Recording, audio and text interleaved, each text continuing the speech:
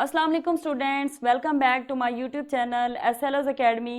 I am your physics teacher and today we are going to discuss about 11th class physics chapter number 3 that is translatory motion. आज की video का topic है projectile motion. ये topic जो है ये exam के हवाले से बहुत ही इंपॉर्टेंट है क्योंकि इसमें से long question, short question, numerical या एमसीक्यूज कोई ना कोई चीज पेपर में लाजमी आ जाती है। इसके जो नोट्स हैं वो मैंने डिस्क्रिप्शन में लिंक दिया हुआ है, आप वहां से डाउनलोड कर सकते हैं और वो आपने लाजमी डाउनलोड कर लेने हैं। इससे आपको अभी भी आसानी होगी और पेपर में आप वहां से रिवीजन भी कर सकते हैं। लास्ट लेक्चर में हमने मोशन के बारे में डिस्कस किया था, उसमें मैंने आपको मोशन की 3 टाइप्स बताई थी, ट्रांसलेटरी मोशन, रोटेटरी मोशन और वाइब्रेटरी मोशन। ट्रांसलेटरी मोशन को मेनली हमने डिस्कस किया था क्योंकि वही हमारा चैप्टर है असल में। तो उसमें हमने ट्रांसलेटरी मोशन की भी 3 टाइप्स डिस्कस की थी। लीनियर ट्रांसलेटरी मोशन होती है, एक सर्कुलर होती है और एक होती है रैंडम ट्रांसलेटरी मोशन। तो मैंने वहां पर भी आपको हिंट दिया था कि प्रोजेक्टाइल मोशन भी एक टाइप की ट्रांसलेटरी मोशन ही होती है जिसे हम आगे डिटेल में डिस्कस करेंगे। तो आज प्रोजेक्टाइल मोशन को ही हम डिस्कस करने जा रहे हैं। सबसे पहले इसके बारे में मैंने लिखा है कि it is a 2 dimensional motion. तो इससे पहले आपको पता होना चाहिए कि डायमेंशनल मोशन का क्या मतलब होता है, किस तरह से मोशन 1 डायमेंशन होती है, 2 डायमेंशन होती है और 3 डायमेंशन होती है। तो अगर आप इस डायग्राम को देखें तो यहाँ पर मैंने एक बॉडी को शो किया है। आप इसे बॉल भी ले सकते हैं, इसे मैस भी कोई ले सकते हैं। कोई भी एक ऑब्जेक्ट है जो एक्स एक्सिस के अलोंग मूव कर रहा है। जब कोई भी ऑब्जेक्ट किसी एक एक्सिस के अलोंग मूव कर रहा हो तो इस टाइप की मोशन को हम कहते हैं 1 डायमेंशनल मोशन। अगर आप नेक्स्ट डायग्राम में देखें तो यहाँ भी वही वाला कोऑर्डिनेट सिस्टम है, एक्स, वाई और जी एक्सिस हैं, लेकिन यहाँ पर ऑब्जेक्ट क्या कर रहा है, वाई एक्सिस के लॉन्ग मूव कर रहा है। तो इस टाइप की मोशन को भी हम 1 डायमेंशनल मोशन कहते हैं। इसी तरह से अगर आप थर्ड डायग्राम में देखें तो यहाँ पर ऑब्जेक्ट कौन से एक्सिस के लॉन्ग मूव कर रहा है, जी एक्सिस के लॉन्ग मूव कर रहा है। तीनों डायग्राम में अगर आप नोट करें तो एक चीज कॉमन है कि जो हमारी बॉडी है वो एक एक्सिस के लॉन्ग मूव कर रही है, या तो वो एक्स एक्सिस के लॉन्ग मूव कर रही है या वाई के लॉन्ग कर रही है या जी के लॉन्ग कर रही है। इसका मतलब है कि किसी एक एक्सिस की मोशन को हम कहते हैं एक डायमेंशन की मोशन, यानी कि हमारे जो एक्सिस हैं वो हमारी डायमेंशन को शो कर रहे हैं। अगर बॉडी सिर्फ एक एक्सिस के लॉन्ग मूव कर रही है तो हम कहेंगे ये कौन सी मोशन है, 1 डायमेंशनल मोशन है। इसका मतलब यहाँ पर भी बॉडी 1 डायमेंशनल मोशन कर रही है, यहाँ पर भी बॉडी 1 डायमेंशनल मोशन कर रही है और यहाँ पर भी बॉडी 1 डायमेंशनल मोशन कर रही है। लेकिन हमने तो कहा कि हमारी प्रोजेक्टाइल मोशन क्या है, 2 डायमेंशनल मोशन है। अब आप लोग सोच रहे होंगे कि 2 डायमेंशनल मोशन किस टाइप की होती है, मतलब body at a time 2 axis में कैसे मूव कर सकती है। तो अगर आप इस डायग्राम को देखें तो यहाँ पर बॉडी क्या मूव कर रही है, तकरीबन 45 के एंगल पे मूव कर रही है, यानी कि ना वो एक्स एक्सिस में जा रही है ना वो अलोंग द वाई एक्सिस है। वो कहाँ पे जा रही है, वो कहीं दरमियान में आगे की तरफ मूव कर रही है। इस टाइप की मोशन को हम कहते हैं 2 डायमेंशनल मोशन। अब 2 डायमेंशनल इसलिए कहते हैं जैसा कि मैंने कहा कि क्योंकि वो ना एक्स एक्सिस के अलोंग मूव कर रही है ना ही वो वाई एक्सिस के अलोंग मूव कर रही है, वो उन दोनों के दरमियान मूव कर रही है, यानी कि वो दोनों एक्सिस के अलोंग मूव कर रही है। अब दोनों एक्सिस के अलोंग किस तरह से मूव कर रही है, अगर आप बॉडी को देखें तो देखिए पहले वो इनिशियली यहाँ पर थी, बाद में क्या हो रहा है वो एंड में फाइनली यहाँ पर पहुंच गई है। तो अब ये क्या किया उसने एक्स एक्सिस के अलोंग भी डिस्टेंस कवर किया है क्योंकि वो पहले यहाँ पर थी। अगर वो बाद में भी इसी पोजीशन में ऊपर की तरफ जाती तो उसे यहाँ पे होना चाहिए था, बजाय इसके कि वो अब यहाँ पर पहुंच गई है। तो इसका मतलब है उसका इस साइड पे जाना, इस जगह पे आना, ये इंडिकेट कर रहा है कि उसने कुछ ना कुछ फासला एक्स एक्सिस के अलोंग भी तय किया है, इसलिए वो यहाँ पर पहुंची है। और अगर वाई एक्सिस की बात करें तो क्योंकि बॉडी इनिशियली यहाँ पर थी, अगर वो सिर्फ एक्स एक्सिस के अलोंग मूव करना चाहती तो वो इस तरह से भी मूव कर सकती थी, वो यहाँ पे आ जाती, लेकिन वो ऊपर भी गई है। अब एट द सेम टाइम वो ऊपर की तरफ भी गई है और इस साइड पे भी गई है, यानी कि उसने एक्स एक्सिस के अलोंग भी डिस्टेंस कवर किया है और वाई एक्सिस के अलोंग भी किया है। इसलिए हम इस टाइप की मोशन को क्या कहते हैं, 2 डायमेंशनल मोशन। और हमारी प्रोजेक्टाइल मोशन भी एक 2 डायमेंशनल मोशन है। यहाँ पर एक और बात याद रख लें कि हर तरह की 2 डायमेंशनल मोशन प्रोजेक्टाइल मोशन नहीं होती। प्रोजेक्टाइल मोशन हमेशा 2 डायमेंशनल मोशन होगी, लेकिन हर 2 डायमेंशनल मोशन प्रोजेक्टाइल मोशन नहीं होती। अब वो कैसे, वो इस तरह से कि 2 डायमेंशनल मोशन की और भी टाइप्स हैं। फॉर एग्जाम्पल सर्कुलर मोशन को भी हम 2 डायमेंशनल मोशन कहते हैं, या फिर अगर आप जिगजैग मोशन की बात करें, यानी इस तरह से कोई रैंडम मोशन हो रही है, वो भी एक 2 डायमेंशनल मोशन है। लेकिन उस तरह की जो मोशंस हैं उनको हम प्रोजेक्टाइल मोशन नहीं कहते। हम एक स्पेसिफिक टाइप है 2 डायमेंशन की जिसका एक स्पेसिफिक शेप बनती है, जिसे हम आगे डिस्कस करेंगे, उसको हम प्रोजेक्टाइल मोशन कहते हैं। तो ये बात आपने जहन में रखनी है कि every 2 dimensional motion is not a projectile motion, but projectile motion is always a 2 dimensional motion. अब आपके जहन में थोड़ा सा कंसेप्ट बन गया कि किस तरह से ये 2 डायमेंशनल मोशन है।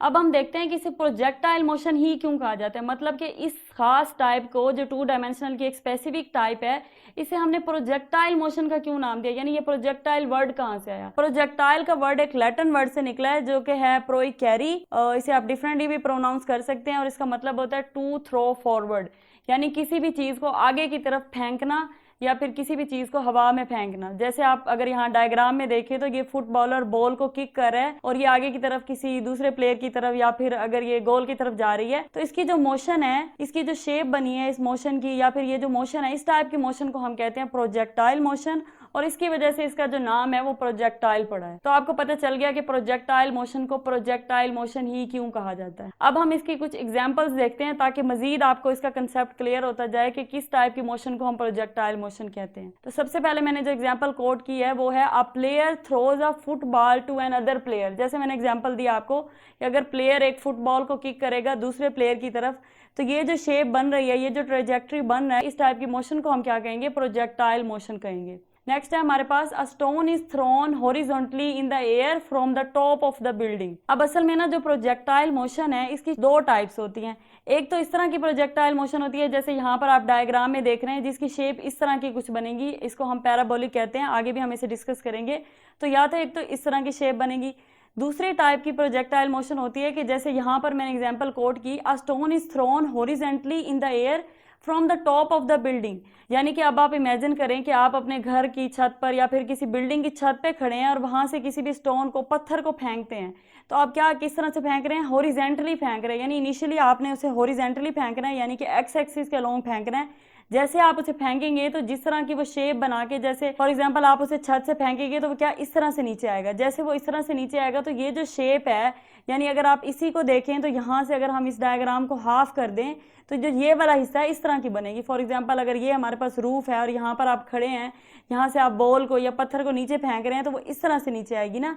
तो जिस तरह ये वाली जो शेप है, यानी कि हाफ, जो इस शेप की हाफ शेप है, इस टाइप की मोशन को भी हम प्रोजेक्टाइल मोशन कहते हैं। इसके अलावा a missile launch from a tank, अगर किसी भी टैंक से मिसाइल लॉन्च हो रही है तो वो भी इसी तरह से कि वो मिसाइल लॉन्च होती है तो वो भी इसी तरह से जाकर आगे गिरती है। अब आ जाता है हमारे पास अजम्पशन। अब ये अजम्पशन वो वाली अजम्पशन है जो प्रोजेक्टाइल मोशन को पढ़ने से पहले, उसकी कैलकुलेशन, उसकी डेरिवेशन वगैरह पढ़ने से पहले हमने करनी होती है, क्योंकि किसी भी टाइप के फिजिकल फिनोमिना को पढ़ने से पहले फिजिक्स में अक्सर हमने, आप लोगों ने देखा होगा, अजम्पशंस करते हैं। हम अपने केस को आइडियल बना लेते हैं, क्योंकि बहुत सारी चीजें ऐसी होती हैं जो हमारी स्टडी को रोक रही होती हैं, जो हमारी मोशन को या जिस भी चीज की हम स्टडी कर रहे होते हैं उसको मुश्किल बना रही होती हैं। तो हम वो वाली चीजें उससे पहले निगलेक्ट कर देते हैं ताकि आगे हम आसानी से उसको स्टडी कर सकें। तो इसमें जो अजम्पशन हमने की है इन आइडियल प्रोजेक्टाइल मोशन, अब अजम्पशन की है इसलिए हम फिर उसे आइडियल कहेंगे, क्योंकि ये रियल केस नहीं है, अभी एक आइडियल केस है। रियल जो केस होता है उसमें ये जो चीजें हम निगलेक्ट कर रहे हैं वो होती हैं, लेकिन इसमें हमने निगलेक्ट कर दी, इसलिए हम इसको फिर आइडियल मोशन का नाम दे देंगे। In ideal projectile motion we neglect, अब क्या क्या निगलेक्ट करना है? एयर रेजिस्टेंस और रोटेशन ऑफ अर्थ। एक तो हमने हवा की रेजिस्टेंस को या हवा का जो भी इफेक्ट पड़ता है उस मोशन के ऊपर, उसको निगलेक्ट कर देना है, दूसरा रोटेशन ऑफ अर्थ को।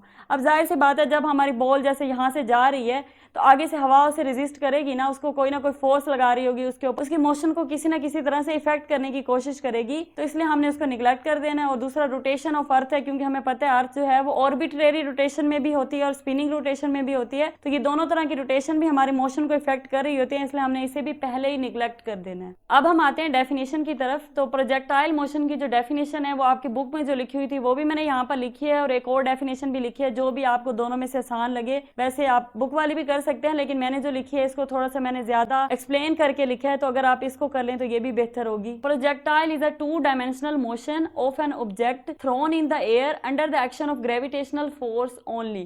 Projectile is a two dimensional motion, ये तो हम पहले ही डिस्कस कर चुके हैं कि प्रोजेक्टाइल जो है वो टू डायमेंशनल मोशन है, यानी इसकी मोशन क्या है? दो एक्सिस के अलोंग होती है।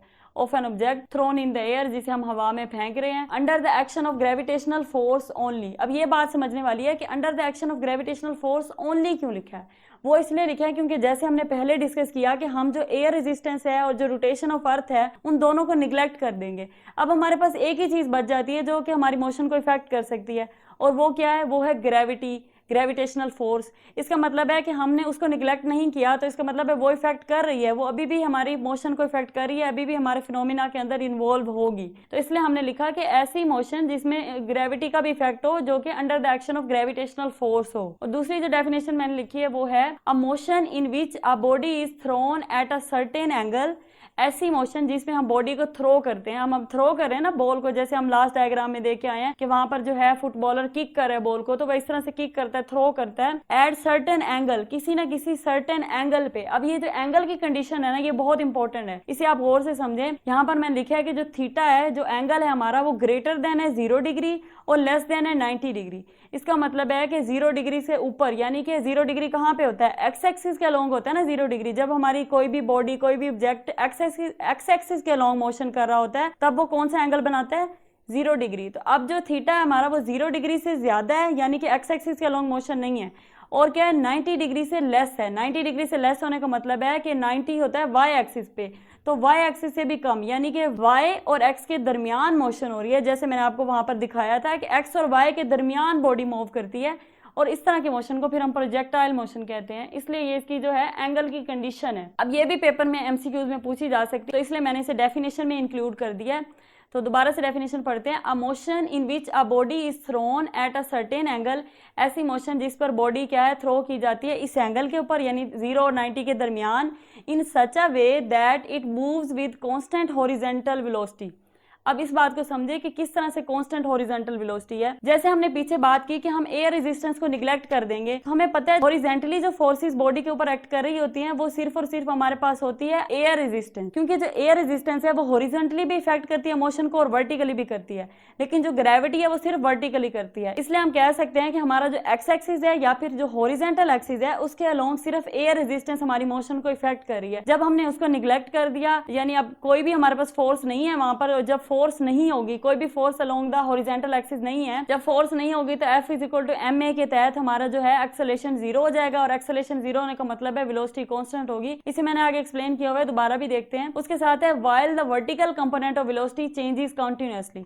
अब जो वर्टिकल कंपोनेंट है, यानी कि उस वेलोसिटी के हमने कंपोनेंट कर लिया ना, ये हमने रेक्टेंगुलर कंपोनेंट ऑफ वेक्टर में पढ़ा था कि किसी भी वेक्टर क्वांटिटी के हम कंपोनेंट्स बना सकते हैं, उसके हम रेक्टेंगुलर कंपोनेंट बना सकते हैं। तो यहाँ पर भी हमने वेलोसिटी को कंपोनेंट्स की फॉर्म में डिस्कस करना है। तो अगर आपने रेक्टेंगुलर कंपोनेंट वाला लेक्चर नहीं देखा तो उसे भी देख लें, क्योंकि यहाँ पर फिर मैं आपको एक्सप्लेन नहीं कर सकूंगी, वरना वीडियो ज्यादा लंबी हो जाएगी कि किस तरह से वेलोसिटी के रेक्टेंगुलर कंपोनेंट बनाए थे हमने। वेलोसिटी का जो वर्टिकल कंपोनेंट है वो क्या है, वो कंटिन्यूअसली चेंज हो रहा है। अब वो क्यों चेंज हो रहा है, वो इसलिए चेंज हो रहा है क्योंकि हमने एयर रेजिस्टेंस को तो निग्लेक्ट कर दिया, लेकिन जो ग्रेविटेशनल फोर्स है जो along the y axis act कर रही है, वो हमारे पास है। और अगर वहां पर फोर्स है, इसका मतलब है एक्सेलरेशन प्रोड्यूस होगी अलोंग द वाई एक्सिस, और जब एक्सेलरेशन होगी इसका मतलब है चेंज इन वेलोसिटी आ रहा है। इसलिए मैंने लिखा कि जो वर्टिकल कंपोनेंट है वेलोसिटी का, वो कंटिन्यूअसली चेंज हो रहा है। इसी चीज को जिसे मैंने अभी आपको बताया, इसे मैंने यहाँ पर लिखकर भी एक्सप्लेन किया हुआ है। As we neglect air resistance, जब हम निग्लेक्ट कर देते हैं एयर रेजिस्टेंस को, तो क्या होता है, एफ एक्स यानी कि फोर्स अलोंग एक्स एक्सिस वो 0 हो जाता है। So according to Newton second law of motion, F is equal to m a, ये आपने पढ़ा हुआ है, सेकंड लॉ है न्यूटन का, F is equal to m a. तो अलोंग एक्स एक्सिस क्या होगा, एफ एक्स, यानी एफ को हम क्या कर देंगे, एफ एक्स कर देंगे, और एम वैसे ही, और एक्सेलरेशन भी ए एक्स हो जाएगी, क्योंकि हम एक्स एक्सिस की बात कर रहे हैं। तो F x is equal to m a x. अब क्योंकि हमने यहाँ पर कह दिया कि एयर रेजिस्टेंस नेग्लेक्ट है, एक्स एक्सिस के अलोंग कोई फोर्स नहीं है, तो अब वो क्या हो जाएगी, वो 0 हो जाएगी, is equal to m a x. अब जब इक्वेशन की एक साइड पे 0 और दूसरी साइड पे प्रोडक्ट हो रहा हो, तो इसको मतलब होता है या तो फर्स्ट वाली टर्म 0 होगी या फिर सेकंड वाली टर्म 0 होगी। तो मैंने यहाँ पर लिखा है कि mass does not equal to 0। किसी भी चीज का मैस तो 0 नहीं हो सकता ना, कभी भी अगर एक बॉडी एग्जिस्ट करती है तो उसका कुछ ना कुछ मैस तो होगा, बेशक वो पॉइंट में हो, बेशक वो 0.000 समथिंग हो, लेकिन वो एग्जिस्ट करेगा, इसलिए मैस तो 0 नहीं हो सकता। अब दूसरी चीज क्या है, दूसरी है एक्सेलरेशन। अब दोनों में से एक चीज तो 0 है, क्योंकि हमने लिखा है ना कि ये दोनों जो है इनका प्रोडक्ट 0 के इक्वल है, तो या ये 0 हो या फिर ये 0 हो, तब हमारे पास आंसर 0 आएगा। तो जो एक्सेलरेशन है वो 0 होगी।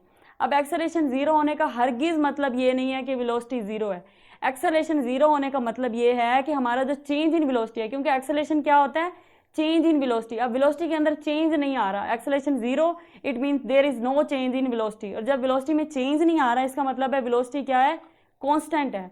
वेलोसिटी एग्जिस्ट करती है, लेकिन वो क्या है, वो कांस्टेंट है। इसी तरह से अगर हम वाई एक्सिस के अलोंग देखें, तो जैसे मैंने आपको पहले बताया कि वाई एक्सिस के अलोंग हमारे पास फोर्स है, और वो कौन सी फोर्स है, ग्रेविटेशनल फोर्स ऑफ अर्थ। तो अब वो जो एक्ट कर रही है, इसलिए हमने लिख दिया f y is equal to g. और अगर ये फोर्स है, इसका मतलब है हमारा एफ 0 नहीं होगा, और एफ 0 नहीं होगा तो एक्सेलरेशन भी हमारे पास होगी, 0 नहीं होगी, कोई ना कोई वैल्यू होगी, और वो वैल्यू कितनी होगी, ए वाई इज इक्वल टू जी, जितनी फोर्स लग रही है उतनी एक्सेलेरेशन प्रोड्यूस होगी। जाहिर सी बात है, जब अगर हम इस फार्मूले को देखें तो यहाँ पर F is equal to m a, इस फार्मूले से हमें पता चला है कि जो फोर्स है वो डायरेक्टली प्रोपोर्शनल है एक्सेलेरेशन के। अगर वो डायरेक्टली प्रोपोर्शनल है, इसका मतलब है जितनी फोर्स होगी उतनी एक्सेलेरेशन प्रोड्यूस होगी। इसलिए जितनी फोर्स है, यानी कि फोर्स कितनी थी हमारे पास जी के इक्वल 9.8 मीटर पर सेकंड स्क्वायर, तो हमारी जो एक्सेलेरेशन अलोंग वाई एक्सिस है वो भी जी के ही इक्वल होगी। और जब एक्सेलेरेशन होगी, इसका मतलब है कि जो v है वो कांस्टेंट नहीं होगा, क्योंकि वो तब कांस्टेंट होता है जब एक्सेलेरेशन 0 हो। अब एक्सेलेरेशन की कोई ना कोई वैल्यू आ रही है, तो इसका मतलब है क्या होगा, v y वेरीज। तो जैसे मैंने आपको डेफिनेशन में बताया था कि horizontal component remains constant, but क्या है, vertical component of velocity changes continuously. तो यहाँ से आपको समझ आ गई होगी कि किस तरह से वो कांस्टेंट रहता है और किस तरह से ये कंटिन्यूअसली वेरी करता है। अब अगर आप इस डायग्राम को देखें तो यहाँ पर मैंने विजुअली आपको दिखाया कि किस तरह से होती है प्रोजेक्टाइल मोशन। यहाँ पर फॉर एग्जाम्पल हमारे पास एक ऑब्जेक्ट था जिसे हमने किसी न किसी एंगल पे थ्रो किया और इस तरह से ऑब्जेक्ट क्या है यहाँ पर जाकर गिरा। ये देखिए आपको नजर आ रहा है, ये अगर आप इसको बॉल कंसीडर कर लें तो ये हमारे पास बॉल है जो कैसे जा रही है, हमने थ्रो किया है किसी एंगल पे और ये यहाँ पर जाके फॉल कर रही है। तो अगर हम यहाँ पर देखें तो यहाँ पर क्या है, हमारे पास वेलोसिटी के कंपोनेंट बने हुए हैं वी एक्स और वी वाई, जिसे हमने यहाँ पर वी एक्स और वी वाई लिखा है। तो यहाँ पर क्या है, यू एक्स और यू वाई। तो आप वी से भी वेलोसिटी को रिप्रेजेंट करते हैं और कुछ बुक्स में यू से भी रिप्रेजेंट किया होता है, तो आपको दोनों से हाव नाव होनी चाहिए। यहाँ पर यू से है तो यू का मतलब भी वेलोसिटी ही है। अब अगर आप देखें तो यहाँ वेलोसिटी का जो वेक्टर है वो इस तरफ जा रहा है, क्योंकि हमने जब बॉल को इनिशियली थ्रो किया तो वो इस डायरेक्शन में थी, पर फिर बाद में वो यूं टर्न हो गई तो फिर यहाँ पर यूं जा रही है। जो डॉटेड लाइन वाला एरो है ना, इसको मैं वेलोसिटी कह रही हूँ। बाद में देखें तो अब ये यहाँ पर नीचे की तरफ आ रहा है। अब अगर हम इसके रेक्टेंगुलर कंपोनेंट बनाएं तो वो किस तरह से बनेंगे कि यहाँ पर अगर वेलोसिटी जा रही है तो इसका एक्स एक्सिस के अलोंग इसका जो होगा वो एक्स कंपोनेंट होगा और वाई के अलोंग क्या होगा, वाई कंपोनेंट होगा। तो यहाँ पर वही मैंने लिख दिया, u y is equal to u sine theta, और यहाँ पर नीचे लिख दिया u x is equal to u cos theta. अब अगर इस पॉइंट पे आप देखें तो यहाँ पर मैंने लिखा हुआ है u y is equal to 0, u y यानी कि v y is equal to 0। अब अगर आप देखें तो इसका मतलब है कि यहाँ पर जाकर वेलोसिटी मैक्सिमम हाइट पर जाकर वेलोसिटी का जो वाई कंपोनेंट है वो 0 हो जाता है। वो 0 क्यों हो जाता है, वो 0 इसलिए हो जाता है क्योंकि अगर आप इसे माइक्रोस्कोपिक लेवल पर ऑब्जर्व करें, यानी आप इंस्टेंट पे एक इंस्टेंट पे जाके ऑब्जर्व करें, फॉर एग्जांपल आप सिर्फ इस इंस्टेंट पे देख रहे हैं बॉडी को, तो क्या होता है, एक लम्हे को जाके बॉडी अपनी मैक्सिमम हाइट पे रुक जाती है, और जब रुक जाती है तो वो इस तरह से सीधी होती है ना ऐसे, तो उसकी जो वर्टिकल वेलोसिटी है ना वो खत्म हो जाती है, यानी उसकी वर्टिकल वेलोसिटी नहीं रहती है। वो यहाँ पर रुकी हुई है तो हॉरिजॉन्टल वेलोसिटी तो हमें नजर आ रही है कि उसने कवर किया, लेकिन जो वर्टिकल है वो यहाँ पर 0 हो जाती है। लेकिन उसके बाद फिर आहिस्ता आहिस्ता जैसे वो नीचे आती है तो उसकी वर्टिकल वेलोसिटी वापस से आ जाती है, लेकिन फिर क्या होता है, फिर वो नेगेटिव हो जाती है। देखिए अगर आप यहाँ पर देखें तो यहाँ पर माइनस का सिंबल ये शो कर रहा है कि वर्टिकल वेलोसिटी क्या हो गई है, वी वाई जो है वो नेगेटिव हो गई। अब ये नेगेटिव क्यों हुई है, उसकी ये रीजन है क्योंकि यहाँ पर यहाँ से लेकर यहाँ तक जो है उस पर जो ग्रेविटी एक्ट कर रही है वो क्या कर रही है, ग्रेविटी इसे नीचे की तरफ खींच रही है और जो बॉल है वो ऊपर की तरफ जा रही है। तो यहाँ पर वो पॉजिटिव है क्योंकि बॉल और वेलोसिटी की अपोजिट डायरेक्शन है, और यही सही बात है कि ऐसा ही होना चाहिए। हमने बॉल को ग्रेविटी के अगेंस्ट भेजा था और वो अगेंस्ट ही जा रही है, यहाँ तक वो सही काम कर रही है, इसलिए जो हमारी वेलोसिटी है वो पॉजिटिव है। लेकिन जैसे ही वो इस पॉइंट से आगे जाती है तो क्या होता है कि हमारी जो वेलोसिटी है हमने उसे ऊपर की तरफ भेजा था ग्रेविटी के अगेंस्ट, लेकिन वो ग्रेविटी की ही डायरेक्शन में मूव करना स्टार्ट कर देती है। तो जब वो ग्रेविटी की डायरेक्शन में मूव कर रही है, अब उसने उल्टा काम शुरू कर दिया, हमने उसे भेजा था उसके अगेंस्ट लेकिन वो उसकी उसी की तरफ जाए जा रही है। तो जब वो ऐसा करेगी तब क्या होगा, तब हम अपनी वेलोसिटी को नेगेटिव लेंगे, क्योंकि अब वो यहाँ पर नेगेटिव हो गई है, क्योंकि इस तरह से हमने नहीं भेजा था, हमने उसे पॉजिटिव भेजा था लेकिन वो नीचे की तरफ आ गई, इसलिए अब वो नेगेटिव हो गई है। नेक्स्ट है हमारे पास प्रोजेक्टाइल। अब प्रोजेक्टाइल उस ऑब्जेक्ट को कहते हैं जो इस मोशन को परफॉर्म कर रहा होता है। तो प्रोजेक्टाइल की डेफिनेशन में मैंने इसी तरह से लिखी कि a body which is thrown at some angle and then move under the action of gravity is called projectile. वो बॉडी जो कि थ्रो की गई है सम एंगल पे, एंगल की एक्सप्लेनेशन मैंने पहले ही आपको डेफिनेशन में दे दी है कि क्या होगा, वो 0 से बड़ा होगा और 90 से छोटा होगा एंगल। तो जो सम एंगल पे थ्रो की गई है and then move under the action of gravity, और फिर क्या है वो एक्शन ऑफ ग्रेविटी यानी ग्रेविटी के अंडर मूव करती है। जैसे हमने पहले डिस्कस किया कि एयर को तो हमने निगलेक्ट कर दिया है, तो सिर्फ ग्रेविटी बचती है, उसके अंडर मूव करती है, तो उस बॉडी को हम क्या कहते हैं, प्रोजेक्टाइल कहते हैं। दूसरे लफ्जों में, आसान लफ्जों में आप ये कह सकते हैं कि जो बॉडी प्रोजेक्टाइल मोशन परफॉर्म कर रही है उसे हम कहेंगे प्रोजेक्टाइल। अब इसकी एग्जांपल भी उसी तरह से है कि फुटबॉल भी एक प्रोजेक्टाइल है क्योंकि वो भी एक प्रोजेक्टाइल मोशन देती है। स्टोन की एग्जांपल भी हमने डिस्कस की, क्रिकेट बॉल भी आप ले सकते हैं, मिसाइल भी जो है वो एक प्रोजेक्टाइल की एग्जांपल है। नेक्स्ट है हमारे पास ट्रेजेक्ट्री। ट्रेजेक्ट्री हम उस पाथ को कहते हैं जो हमारी projectile during the projectile motion follow कर रही होती है। अब वो जिस भी शेप का पाथ फॉलो कर रही होगी हम उस पाथ को क्या कहेंगे, trajectory. The curved path followed bye the projectile is called trajectory. अब कर्व्ड इसलिए लिखा क्योंकि हमने पीछे देखा कि वो कर्व्ड पाथ होता है, जैसे इस डायग्राम में भी अगर आप देखें तो ये कर्व्ड होता है, और इससे पिछली डायग्राम में हमने देखा था कि वो इस तरह से पूरा बना हुआ था, वो भी कर्व्ड शेप है। तो इस तरह के पाथ को हम क्या कहेंगे, ट्रेजेक्टरी। और इसकी शेप कैसी होती है, it is parabolic in shape. इस तरह की जो शेप होती है ना, हाफ कप शेप जो इस तरह से बनी होती है, इसको हम क्या कहते हैं, पैराबोला कहते हैं। ये इस तरह की शेप्स जो हैं ये आपने मैथ में पढ़ी हुई हैं। तो ये जो हाफ कप शेप होती है इसे हम पैराबोला कहते हैं, इसलिए हम कह रहे हैं it is parabolic in shape. अब इसके बाद हमारे पास कुछ केसेस आ जाते हैं, उनको हम डिस्कस करते हैं कि प्रोजेक्टाइल मोशन को डिफरेंट केसेस पे हम कैसे पढ़ेंगे।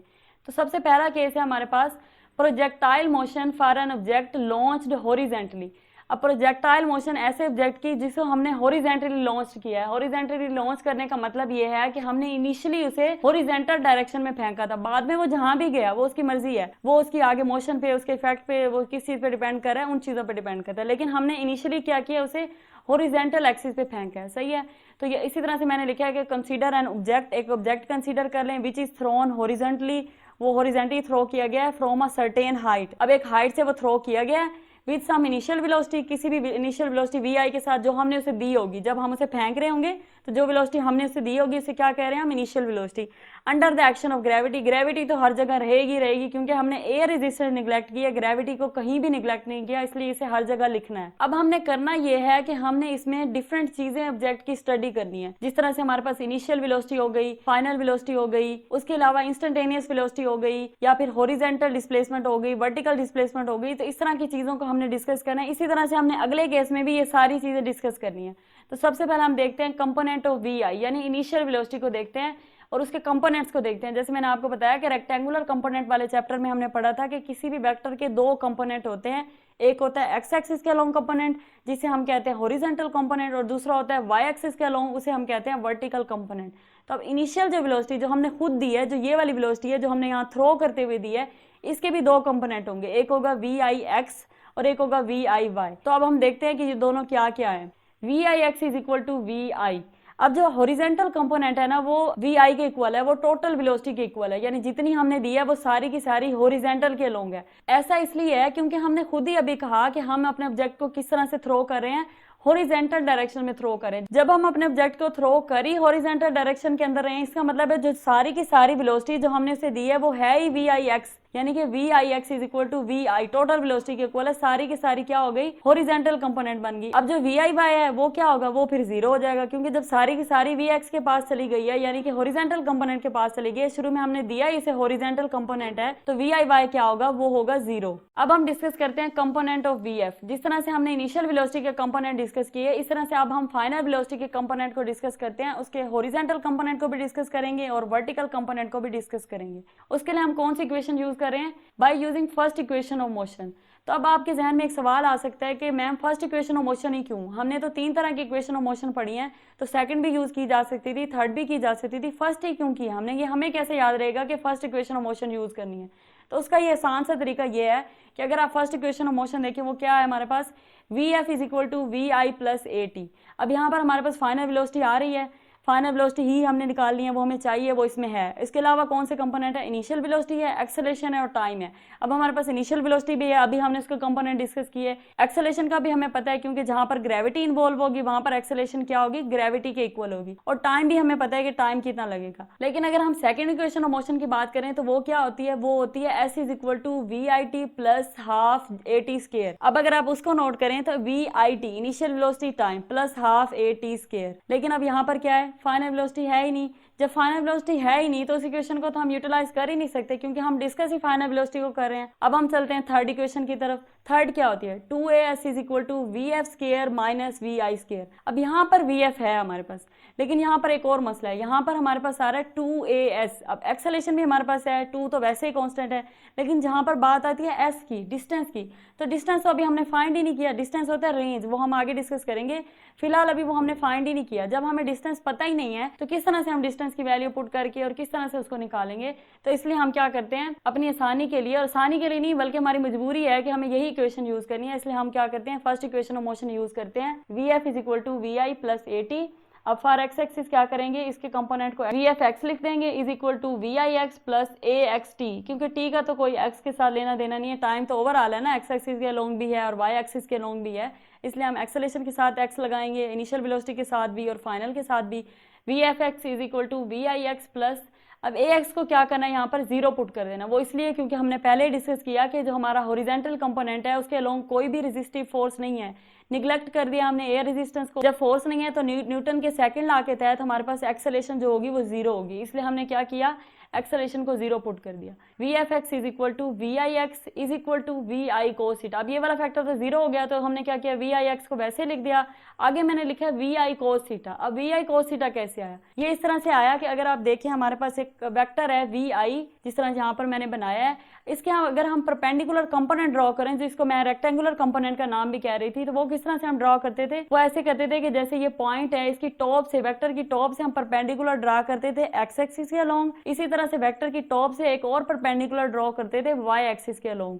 तो ये जो परपेंडिकुलर ड्रॉ करने के बाद हमें दो वेक्टर ऑब्टेन होते हैं, एक यहाँ पर ऑब्टेन हो रहा है जिसे यहाँ पे मैंने एरो से खत्म किया है, एक ये वाला वेक्टर और एक जो ये वाला वेक्टर है जो यहाँ पर एरो से शो हो रहा है। ये दो वेक्टर क्या है, ये इसके रेक्टेंगुलर कंपोनेंट है, यानी कि ये वी आई का एक्स कंपोनेंट है, वी आई एक्स है, एक्स एक्सिस के अलोंग है तो इसे हम क्या कहेंगे, x component of that vector, और y एक्सिस के अलोंग है तो क्या कहेंगे, y component of that vector. तो ये क्या है, ये वी आई वाई है, ये क्या है, ये वी आई एक्स है। अब ये हमने वहां पर डिस्कस किया था कि जो वी आई वाई होता है वो वी आई साइन थीटा के इक्वल होता है, और वी आई एक्स होता है वो क्या होता है, वी आई कोस थीटा के इक्वल। यहीं से फिर मैंने पुट कर दिया वी आई एक्स को वी आई कोस थीटा के इक्वल। इस तरह का कंसेप्चुअल सवाल भी आपके पेपर में आ सकता है कि वी एफ एक्स किस तरह से वी आई एक्स के इक्वल होता है, या फिर v f x is equal to we i cos theta लिखा हो और आपसे कहा जाए प्रूव करना है, तो आप किस तरह से प्रूव करेंगे इसे। तो आपने इसका आंसर इस तरह से करना है कि हमने एयर रेजिस्टेंस को निगलेक्ट कर दिया है, एयर रेजिस्टेंस जो है वो एक्स एक्सिस के अलोंग भी इफेक्ट करती है, वाई के अलोंग भी करती है। अब हमने उसको निगलेक्ट कर दिया है तो हमारे पास एक्स एक्सिस के अलोंग कोई भी फोर्स नहीं है, क्योंकि जो ग्रेविटी है वो एक्स एक्सिस के अलोंग नहीं होती, वो सिर्फ वाई एक्सिस के अलोंग होती है।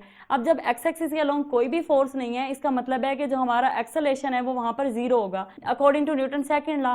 जब वो जीरो होगा तो वेलोसिटी कांस्टेंट होगी, वेलोसिटी कांस्टेंट है इसलिए हम उसका बेशक फाइनल कंपोनेंट ले रहे हो बेशक इनिशियल ले रहे हो वो आपस में बराबर होंगे। लेकिन v f x is equal to we i x, वो यही बता रहे हैं ना कि एक्स कंपोनेंट जो है यानी हॉरिजॉन्टल कंपोनेंट है वेलोसिटी का, हॉरिजॉन्टल एक्सिस की बात हो रही है, वहां पर बेशक हम फाइनल की बात करें, वी एफ की बात करें, बेशक हम वी आई की बात करें, इनिशियल की बात करें, वो दोनों क्या होंगी, वो दोनों इक्वल होंगी। जैसे हमने पहले पीछे भी डिस्कस किया कि क्या होगी, वेलोसिटी कांस्टेंट होगी, तो कांस्टेंट होने का यही मतलब है ना कि वी एफ एक्स इक्वल होगी वी आई एक्स के, जितनी हमने इनिशियली वेलोसिटी दी उतनी वहां फाइनल में भी रहेगी। तो इसलिए क्योंकि वी एफ एक्स और वी आई एक्स इक्वल हैं तो we i x v i cos theta के इक्वल होता है, इसलिए वी एफ एक्स भी वी आई कोस थीटा के इक्वल है। अब हम वाई एक्सिस के लिए देखते हैं, तो वाई एक्सिस के लिए क्या है, v F y is equal to we I y plus a Y t. अब क्योंकि यहाँ पर वाई एक्सिस की बात हो रही है तो हमने क्या किया, एक्स की जगह वाई लिख दिया, v F y v I y a Y t. अब अगर हम यहाँ पर बात करें तो यहाँ पर हमारे पास इनिशियल वेलोसिटी जीरो है, क्योंकि शुरू में हमने स्टार्ट में कंसिडरेशन में यही कहा था कि हम सिर्फ उसे हॉरिजॉन्टल वेलोसिटी दे रहे हैं। हॉरिजॉन्टल वेलोसिटी का ये मतलब है कि सिर्फ एक्स एक्सिस के अलोंग वेलोसिटी दे रहे हैं, हमारे पास वाई एक्सिस या वर्टिकल एक्सिस में कोई वेलोसिटी नहीं है, इसलिए जो वी आई वाई है यानी कि वी इनिशियल वाई है वो क्या है, वो जीरो है। और जो हमारे पास ए वाई है, अब ए वाई जो है वो है जी के इक्वल, वो इसलिए जी के इक्वल है क्योंकि ए वाई का मतलब है वर्टिकल एक्सिस की बात है और वर्टिकल में ग्रेविटी एक्ट कर रही है, और अगर ग्रेविटी एक्ट कर रही है तो जितनी फोर्स लग रही होगी उतनी एक्सेलरेशन प्रोड्यूस होगी। अब फोर्स क्या, फोर्स ग्रेविटी है, तो इसका मतलब है कि ए वाई जो है वो जी की वैल्यू के इक्वल होगा, इसलिए हमने लिख दिया v F y is equal to zero plus g t. अब क्या, v F y is equal to g t. तो इस तरह से हमारे पास फाइनल वेलोसिटी के दो कंपोनेंट आ गए, एक्स एक्सिस का कंपोनेंट भी आ गया और वाई एक्सिस का भी कंपोनेंट आ गया। अब हम डिस्कस करते हैं इंस्टेंटेनियस वेलोसिटी को। इंस्टेंटेनियस वेलोसिटी क्या होती है, इंस्टेंटेनियस वेलोसिटी होती है एक ऑब्जेक्ट की पूरी मोशन के दौरान किसी एक लम्हे की वेलोसिटी, यानी कि एक ऑब्जेक्ट जब मूव कर रहा है तो उसकी जो पूरी मोशन है उसके दौरान अगर हम किसी भी लम्हे पर किसी भी सेकंड पर उसकी वेलोसिटी चेक करना चाहें तो वो वेलोसिटी क्या होगी, वो इंस्टेंटेनियस वेलोसिटी होगी। और यहाँ पर एक और बात भी है कि हम उसको भी वी एफ से रिप्रेजेंट करते हैं, तो आपने इसमें कंफ्यूज नहीं होना कि फाइनल वेलोसिटी भी वी एफ है और जो हमारी इंस्टेंटेनियस वेलोसिटी है वो भी वी एफ है, बस ये एक रिप्रेजेंटेशन की बात है, इसलिए हमने इसे वी एफ से ही रिप्रेजेंट कर लिया। तो हमने क्या करना है, हमने इसका मैग्नीट्यूड फाइंड करना है और इसकी डायरेक्शन फाइंड करनी है। किसी भी वेक्टर का मैग्नीट्यूड निकालने के लिए हम करते हैं कि उसके जो रेक्टेंगुलर कंपोनेंट होते हैं यानी एक्स एक्सिस के अलोंग जो कंपोनेंट होता है और वाई एक्सिस के अलोंग जो कंपोनेंट होता है उन दोनों का सम करते हैं आफ्टर टेकिंग देयर स्केयर्स, यानी कि वी एफ एक्स का स्केयर लेकर स्क्वायर और वी एफ वाई का स्क्वायर लेकर इन दोनों को ऐड कर देना है और दोनों का होल स्क्वायर रूट ले लेना है। तो ये हमारे पास क्या हो जाएगा, ये वी एफ का या फिर इंस्टेंटेनियस वेलोसिटी का मैग्नीट्यूड आ जाएगा। अब ये किस तरह से इसके दोनों कंपोनेंट हैं इनको भी मैं यहाँ पर बता देती हूँ। देखें जैसे डायग्राम में आपके पास वी एफ एक वेक्टर है, तो जो अलोंग द एक्स एक्सिस उसका कंपोनेंट है, यानी कि परपेंडिकुलर ड्रॉ करने के बाद जो एक्स एक्सिस के अलोंग उसका कंपोनेंट आया है उसे हम वी एफ एक्स कह रहे हैं, और जो y एक्सिस के अलोंग कंपोनेंट आया है उसे हम वी एफ वाई कह रहे हैं। तो अब x एक्सिस के कंपोनेंट का स्क्वायर लिया है, y एक्सिस के कंपोनेंट का स्क्वायर लिया है, उनको ऐड किया है, उनका स्क्वायर रूट लिया है, अंडर रूट लिया है, तो क्या आ गया हमारे पास, मैग्नीट्यूड ऑफ इंस्टेंटेनियस वेलोसिटी आ गया। अब हम अगर डायरेक्शन की बात करें तो हमें पता है कि डायरेक्शन के लिए हमें क्या करना होता है, थीटा की वैल्यू निकालनी होती है, और थीटा की जो वैल्यू है ना वो हमें ऐसी किसी चीज को यूज करके निकालनी है जिसमें थीटा हो। तो अब इससे पहले भी हमने एक टॉपिक में डिस्कस किया था कि जब हमें डायरेक्शन निकालनी है ना, हम ट्रिग्नोमेट्रिक रेशियोज यूज करते हैं। ट्रिग्नोमेट्रिक रेशियो कौन सी होती हैं, ट्रिग्नोमेट्रिक रेशियो होती हैं sine theta, cos theta, tan theta. इसका एक मैंने ट्रिक भी बताया था आपको याद रखने के लिए, किस तरह से आपने याद रखना है। तो यहाँ पर हम कौन सी ट्रिग्नोमेट्रिक रेशियो यूज कर रहे हैं, यहाँ पर हम यूज कर रहे हैं टेन थीटा। अब आपके जहन में एक सवाल आ सकता है कि हमने टेन थीटा ही क्यों यूज किया, हम साइन थीटा भी यूज कर सकते थे, कोस थीटा भी यूज कर सकते थे। टेन थीटा यूज करने की ये रीजन है क्योंकि हमें जो है वो डायरेक्शन में उसके दोनों कंपोनेंट चाहिए, वी एफ वाई भी चाहिए वेलोसिटी का, इंस्टेंटेनियस वेलोसिटी का, और वी एफ एक्स भी चाहिए। इन दोनों कंपोनेंट को इन्वॉल्व करने के लिए अगर आप इस राइट एंगल ट्राइंगल को देखें, यहाँ पर अगर आप गौर से देखें तो ये क्या है, ये वी एफ है, ये वी एफ एक्स है। अगर ये वी एफ वाई है तो ये वाली जो लाइन है जो हमारा परपेंडिकुलर ड्रॉ करने के लिए हमने लाइन लगाई है ये भी वी एफ वाई है, क्योंकि ये दोनों लाइन पैरेलल हैं। तो जो चीज यहाँ पर है वही चीज यहाँ पर भी है, इसलिए अगर यहाँ पर वी एफ वाई है तो ये वाला वेक्टर भी, ये वाला जो कंपोनेंट है, ये वाली जो लाइन है, ये भी वी एफ वाई को ही रिप्रेजेंट कर रही है। अब एक लम्हे के लिए आप सपोज कर लें कि हमारा वी एफ वाई जो है वो उठकर यहाँ पर आ गया है। अब ये वी एफ वाई हो गया, ये वी एफ एक्स हो गया, और ये वी एफ है। ये क्या बन गए, एक right angle triangle. Right angle triangle हम ऐसी ट्राइंगल को कहते हैं ना जिसका एंगल 90 का होता है। तो देखिए यहाँ पर 90 का एंगल बन रहा है राइट साइड पर, जिसको हम क्या कहते हैं, राइट एंगल ट्राइंगल। अब ये जो राइट एंगल ट्राइंगल है इस पे अगर आप टेन थीटा अप्लाई करें तो टेन को मैंने आपको क्या याद कराया था, थ्रू प्रॉपर ब्रशिंग, यानी कि tan theta is equal to perpendicular over base. अब इस राइट एंगल ट्राइंगल का परपेंडिकुलर कौन सा है, परपेंडिकुलर के लिए मैंने आपको बताया था कि जो एंगल के सामने वाली साइड होती है उसे हम परपेंडिकुलर कहते हैं। जैसे हमारा यहाँ पर एंगल बन रहा है, यहाँ पर मैं लगाना भूल गई, यहाँ पर एंगल बन रहा है, तो ये क्या है, इस एंगल के सामने वाली जो साइड है वो हमारे पास क्या होगी, परपेंडिकुलर होगी। और दूसरा क्या है, बेस। बेस वो वाली साइड होती है जिसके साथ एंगल बन रहा होता है। तो क्या एंगल हमारा इस साइड पे बन रहा है, यहाँ पर जो एंगल है वो इस साइड पे बन रहा है, तो क्या होगा, यहाँ पर ये बेस होगी। अब अगर हम इसकी वैल्यूज पुट करें तो परपेंडिकुलर की जगह हम लिख सकते हैं वी एफ वाई, क्योंकि मैंने कहा कि ये वी एफ वाई अगर यहाँ पर आ जाए, क्योंकि ये दोनों पैरेलल हैं, तो वी एफ वाई यहाँ पर है, इसका मतलब है ये वाला कंपोनेंट भी वी एफ वाई ही है। तो v F y divided by क्या हो जाएगा, बेस। बेस क्या है, वी एफ एक्स। तो हमारे पास दोनों कंपोनेंट आ गए ना इस रेशियो के अंदर। इसके अलावा अगर आप कोई भी रेशियो यूज करके देखेंगे, साइन वाली या फिर कोस वाली, उन दोनों में ना ये वाले कंपोनेंट में से कोई ना कोई एक मिस हो रहा है, जिसकी वजह से हम क्या करते हैं, टेन थीटा यूज करते हैं। और सिंपली आप ये भी याद रख सकते हैं कि जहां पर भी तकरीबन हमें डायरेक्शन लेनी होती है हम टेन थीटा वाली ही रेशियो लेते हैं। तो यहाँ पर मैंने किया theta is equal to tan, क्या है उस साइड पे जाके इनवर्स हो जाएगा, टेन इनवर्स, और परपेंडिकुलर की जगह उसकी वैल्यू पुट कर दी v F y divided by base की जगह भी इसकी वैल्यू पुट कर दी वी एफ एक्स। तो ये हमारे पास क्या आ गई, ये हमारे पास आ गई डायरेक्शन ऑफ इंस्टेंटेनियस वेलोसिटी। उसका मैग्नीट्यूड भी आ गया, उसकी डायरेक्शन भी आ गई। अब है हमारे पास हॉरिजॉन्टल डिस्प्लेसमेंट, यानी कि कितना उसने फासला तय किया हॉरिजॉन्टली, एक्स एक्सिस के अलोंग जितना भी बॉडी ने फासला तय किया उसे हम कहते हैं हॉरिजॉन्टल डिस्प्लेसमेंट। तो उसको फाइंड करते हैं। उसके लिए हमारे पास आसान सा फार्मूला है, बस करना क्या है, करना ये है कि एस को हमने एक्स पुट कर देना है, क्योंकि हम हॉरिजॉन्टल की बात कर रहे हैं, एक्स कंपोनेंट की बात कर रहे हैं, तो एस की जगह एक्स आ जाएगा और वेलोसिटी जो है वो वी एक्स हो जाएगी और टाइम वैसे का वैसे। तो ये हमारे पास क्या आ गया, हॉरिजॉन्टल डिस्प्लेसमेंट। जब वर्टिकल डिस्प्लेसमेंट को फाइंड करेंगे तो वहां पर हम ये s is equal to v t नहीं लगा सकते। अब वो क्यों नहीं लगा सकते, वो इसलिए नहीं लगा सकते क्योंकि वर्टिकल एक्सिस के अलोंग हमारे पास एक्सेलरेशन भी इन्वॉल्व है। तो हमें ऐसा फार्मूला चाहिए जिसमें एक्सेलरेशन भी हो। जैसे हमने कहा कि क्योंकि वर्टिकल एक्सिस के अलोंग ग्रेविटी है और ग्रेविटी एक्सेलरेशन कॉज कर रही है, इसलिए हमें ऐसी इक्वेशन चाहिए जिसमें एक्सेलरेशन भी इन्वॉल्व हो। तो हम क्या कर रहे हैं, फिर हम S is equal to we I T plus half A T square यानी second equation of motion use कर रहे हैं। अगर हम इसके लिए third equation of motion use करते हैं तो थर्ड इक्वेशन ऑफ मोशन क्या है, 2as is equal to we f square minus we I square. अब वहां पर क्या होता है, एक्सेलरेशन वहां पर भी इन्वॉल्व है, लेकिन वहां पर यह है कि वी एफ भी आ जाते हैं और वी आई भी, यानी eight the same time initial velocity वाले भी हमें चीजें पुट करनी पड़ती है और फाइनल वाली भी, तो वो ज्यादा कॉम्प्लिकेटेड हो जाता है। इसलिए हम अपनी आसानी के लिए क्या करते हैं, सेकंड इक्वेशन ऑफ मोशन को यूटिलाइज करते हैं, जो कि हमारे पास है s is equal to we I T plus half A T square. अब एस की जगह क्या किया, वाई पुट कर दिया, क्योंकि वर्टिकल डिस्प्लेसमेंट की बात है। तो Y is equal to we I क्या है, वी आई का भी वाई कंपोनेंट है, we I Y T plus half A Y T square. अब हम इनकी वैल्यूज पुट कर लेते हैं। तो वैल्यूज में हमारे पास इस तरह से है कि VI जो है वो 0 है। जैसे हमने स्टार्ट में डिस्कस किया कि इनिशियल वेलोसिटी जो अलोंग द वर्टिकल कंपोनेंट है वो क्या है, वो 0 है। उसके बाद टाइम वैसे ही +1/2 AY की जगह G आ जाएगा और t² वैसे ही, तो ये वाला फैक्टर 0 हो जाएगा और हमारे पास Y बचेगा ½ GT² के इक्वल।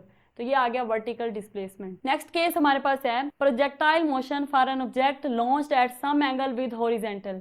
जैसे मैंने आपको बताया कि इसके दो तरह के केसेस हैं। सबसे पहले हमने डिस्कस किया अगर हम हाइट से एक ऑब्जेक्ट को थ्रो करें और हमारी जो इनिशियल वेलोसिटी हो वो अलोंग द हॉरिजॉन्टल कंपोनेंट हो तो क्या होगा। अब हम डिस्कस करने जा रहे हैं कि अगर हम इस तरह से ऑब्जेक्ट को थ्रो करें कि वो कोई ना कोई एंगल बना रहा है हॉरिजॉन्टल एक्सिस के अलोंग, जैसे आप इस डायग्राम में देखें, अगर इस तरह से हमने थ्रो किया ऑब्जेक्ट को तो ये क्या है, ये कोई ना कोई एंगल बना रहा है एक्स एक्सिस के अलोंग। अगर हॉरिजॉन्टल एक्सिस के साथ एंगल बन रहा हो तो इस तरह की मोशन में हमारे पास क्या कंपोनेंट आएंगे उनको हम अब डिस्कस करते हैं। तो यहाँ पर आपने लिख लेना है when an object is thrown at some angle. जैसे हमने कहा कि एक एंगल होगा जो कि क्या होगा 90 और 0 के दरमियान विद इनिशियल वेलोसिटी VI जो हमने इसे दी है, अपनी बॉडी को दी है थ्रो करते हुए under the action of gravity. Gravity हमेशा इंक्लूड होगी क्योंकि उसे हमने निगलेक्ट नहीं किया। अब जैसे हमने पहले कहा था कि AX 0 होगा क्योंकि एयर रेजिस्टेंस निगलेक्ट हो चुकी है और हॉरिजॉन्टल एक्सिस के अलोंग सिर्फ एयर रेजिस्टेंस ही वाहिद फोर्स होती है। जब वो 0 होगी तो क्या होगा, एक्सेलेरेशन भी 0 होगी। और जो वर्टिकल एक्सिस है वहां पे भी AY की वैल्यू जो थी हमने ली थी क्योंकि वर्टिकल एक्सिस में ग्रेविटी आ रही है और यहाँ पर भी लेंगे। अब फर्क सिर्फ इतना है कि वहां पर हमने AY को पॉजिटिव G के इक्वल लिया था, यहाँ पर लेना है नेगेटिव G। तो इसकी एक रीजन है और वो रीजन ये है कि हमारा जो ऑब्जेक्ट है जब वो मूव कर रहा होता है, जैसे मैंने पहले भी पीछे एक डायग्राम में आपको बताया कि हम इनिशियली उसे इस तरफ फेंकते हैं तो इनिशियली जो है वो हाफ मोशन तक ऐसे ही जा रहा होता है। उसके बाद एक खास पॉइंट के बाद एक मैक्सिमम हाइट के बाद वो क्या करता है, नीचे फॉल करना स्टार्ट हो जाता है ग्रेविटी के अलोंग, यानी ग्रेविटी उसे नीचे खींच रही है और वो नीचे आना शुरू कर देता है। तो जब वो ग्रेविटी के बाद मान लेता है तो हम क्या कह देते हैं कि वो अब जो एक्सेलेरेशन है, क्योंकि वो तो अगेंस्ट द ग्रेविटी थी ना, हम तो उसे ऊपर की तरफ फेंक रहे थे और ग्रेविटी क्या कर रही है, उसे नीचे की तरफ खींच रही है, तो वो क्या है, वो दोनों चीजें अपोजिट हैं, इसलिए हम -G ले लेते हैं। इसके बाद जैसे हमने उस केस में कंपोनेंट डिस्कस किए थे इनिशियल वेलोसिटी के, फिर फाइनल वेलोसिटी के, उसी तरह से इसके भी कंपोनेंट है। सबसे पहले कंपोनेंट ऑफ इनिशियल वेलोसिटी देख लेते हैं। तो इनिशियल वेलोसिटी के कंपोनेंट क्या होंगे, VIX होगा और VIY होगा। जैसे मैंने आपको बताया अगर VI एक वेक्टर है तो x एक्सिस के अलोंग उसका कंपोनेंट होगा VIX जो कि इक्वल होता है VI cos थीटा के, और y एक्सिस के अलोंग इसका कंपोनेंट होगा VIY जो कि इक्वल होता है VI sin थीटा के। अब ये इसके दो कंपोनेंट हो गए। अब यहाँ पर हम इसकी वैल्यू लिखनी है तो वो क्या है, VIX is equal to VI cos theta और VIY is equal to VI sin theta. अब एक बात यहाँ पर इंपॉर्टेंट ये है कि वहां पर हमारी VIY 0 थी क्योंकि हम सिर्फ हॉरिजॉन्टल वेलोसिटी दे रहे थे, सिर्फ हॉरिजॉन्टल एक्सिस के अलोंग थ्रो कर रहे थे। लेकिन यहाँ पर हमने क्या किया, दोनों के दरमियान में यानी कि तकरीबन को 45 के एंगल पे इसे थ्रो किया है, तो इसलिए हमारे पास यहाँ दोनों कंपोनेंट ऑब्टेन होंगे और हमारे पास दोनों की वैल्यूज आएंगी। इसलिए हमने VIX को VI cos थीटा लिखा और VIY को VI sin थीटा लिखा। अब हम फाइनल वेलोसिटी के कंपोनेंट को देखते हैं। तो यहाँ पर भी उसी तरह से वही रीजन है कि हमने फर्स्ट इक्वेशन लगानी है और जो रीजन मैंने पहले आपको बताई इसलिए हमने यहाँ पर भी फर्स्ट इक्वेशन लगानी है। VF is equal to VI plus AT हमारे पास फर्स्ट इक्वेशन ऑफ मोशन है। अलोंग x एक्सिस क्या करेंगे, VFX is equal to VIX plus AXT। अब AX क्या है हमारे पास, वो 0 है। ये हमने बहुत दफा डिस्कस कर लिया कि ये क्यों 0 है, इसको 0 पुट कर देना है। VFX is equal to VIX plus 0T और ये वाला फैक्टर 0 हो जाएगा तो क्या हो जाएगा, VFX is equal to VIX और VIX की क्या वैल्यू है, VI cos theta. So VFX is equal to VIX is equal to VI cos theta. और जैसे मैंने पहले आपको बताया कि हॉरिजॉन्टली वेलोसिटी कांस्टेंट रहती है, इसलिए इसका फाइनल कंपोनेंट हो बेशक इनिशियल कंपोनेंट हो वो आपस में इक्वल होंगे और वो दोनों ही VI cos थीटा के इक्वल होंगे। अब अगर अलोंग y एक्सिस की बात करें तो y एक्सिस में क्या करेंगे, हम y लिख देंगे VFY is equal to VIY plus AYT और अब वैल्यूज पुट करें तो VIY की जगह VI sin थीटा। अब यहाँ पर क्या फर्क है कि VIY 0 नहीं है क्योंकि हमने क्या किया, अपनी बॉडी को किसी एक एंगल पे थ्रो किया, इसलिए अब क्या है, इनिशियली भी हमारी जो वर्टिकल कंपोनेंट के अलोंग वेलोसिटी है वो 0 नहीं होगी। अब दोनों एक्सिस पे हमारे पास वेलोसिटी होगी, इसलिए हम VIY की वैल्यू पुट करते हैं VI sin थीटा जो अभी हमने पीछे निकाली है, प्लस क्या होगा AY की जगह आ जाएगा -G और T। अब जैसे मैंने आपको बताया कि AY क्यों -G के इक्वल है और वहां पर क्यों प्लस के इक्वल था, वहां पर इसलिए प्लस के इक्वल था क्योंकि हमारी जो मोशन थी वो ग्रेविटी के अपोजिट हो रही थी। लेकिन यहाँ पर क्या होता है कि इनिशियली जो हमारा ऑब्जेक्ट है वो ग्रेविटी के अपोजिट चल रहा होता है, लेकिन एक हाफ पोर्शन के बाद या एक स्पेसिफिक डिस्टेंस के बाद वो क्या करते हैं, उसके अलोंग मूव करना स्टार्ट कर देते हैं। जब अलोंग मूव कर रहे हैं तो हमने क्या किया था, हमने तो उसके अपोजिट फेंका था और अब वो अलोंग मूव करने लगे तो क्या होगा, यहाँ पर हमारी जो एक्सेलेरेशन प्रोड्यूस होगी उस ग्रेविटी की वजह से वो नेगेटिव होगी, इसलिए हमने AY को -G के इक्वल लिखा है और यहाँ पर -G पुट करेंगे तो हमारे पास VFY आ जाएगा VI sin थीटा -GT। अब उसी तरह से यहाँ पर भी इंस्टेंटेनियस वेलोसिटी को डिस्कस करेंगे, उसका मैग्नीट्यूड भी निकालेंगे और उसकी डायरेक्शन भी, और वो दोनों में सेम आती है क्योंकि वो डिपेंड कर रही है एक्स और वाई कंपोनेंट पे, और एक्स और वाई कंपोनेंट तो दोनों केसेस में सेम ही है ना, वी एफ एक्स और वी आई वाई। तो उसी तरह से हमने क्या किया, एक्स कंपोनेंट का स्केयर लिया है, वाई कंपोनेंट का स्केयर लिया है, दोनों को ऐड किया है, अंडर रूट लिया है, तो ये इसका मैग्नीट्यूड आ गया।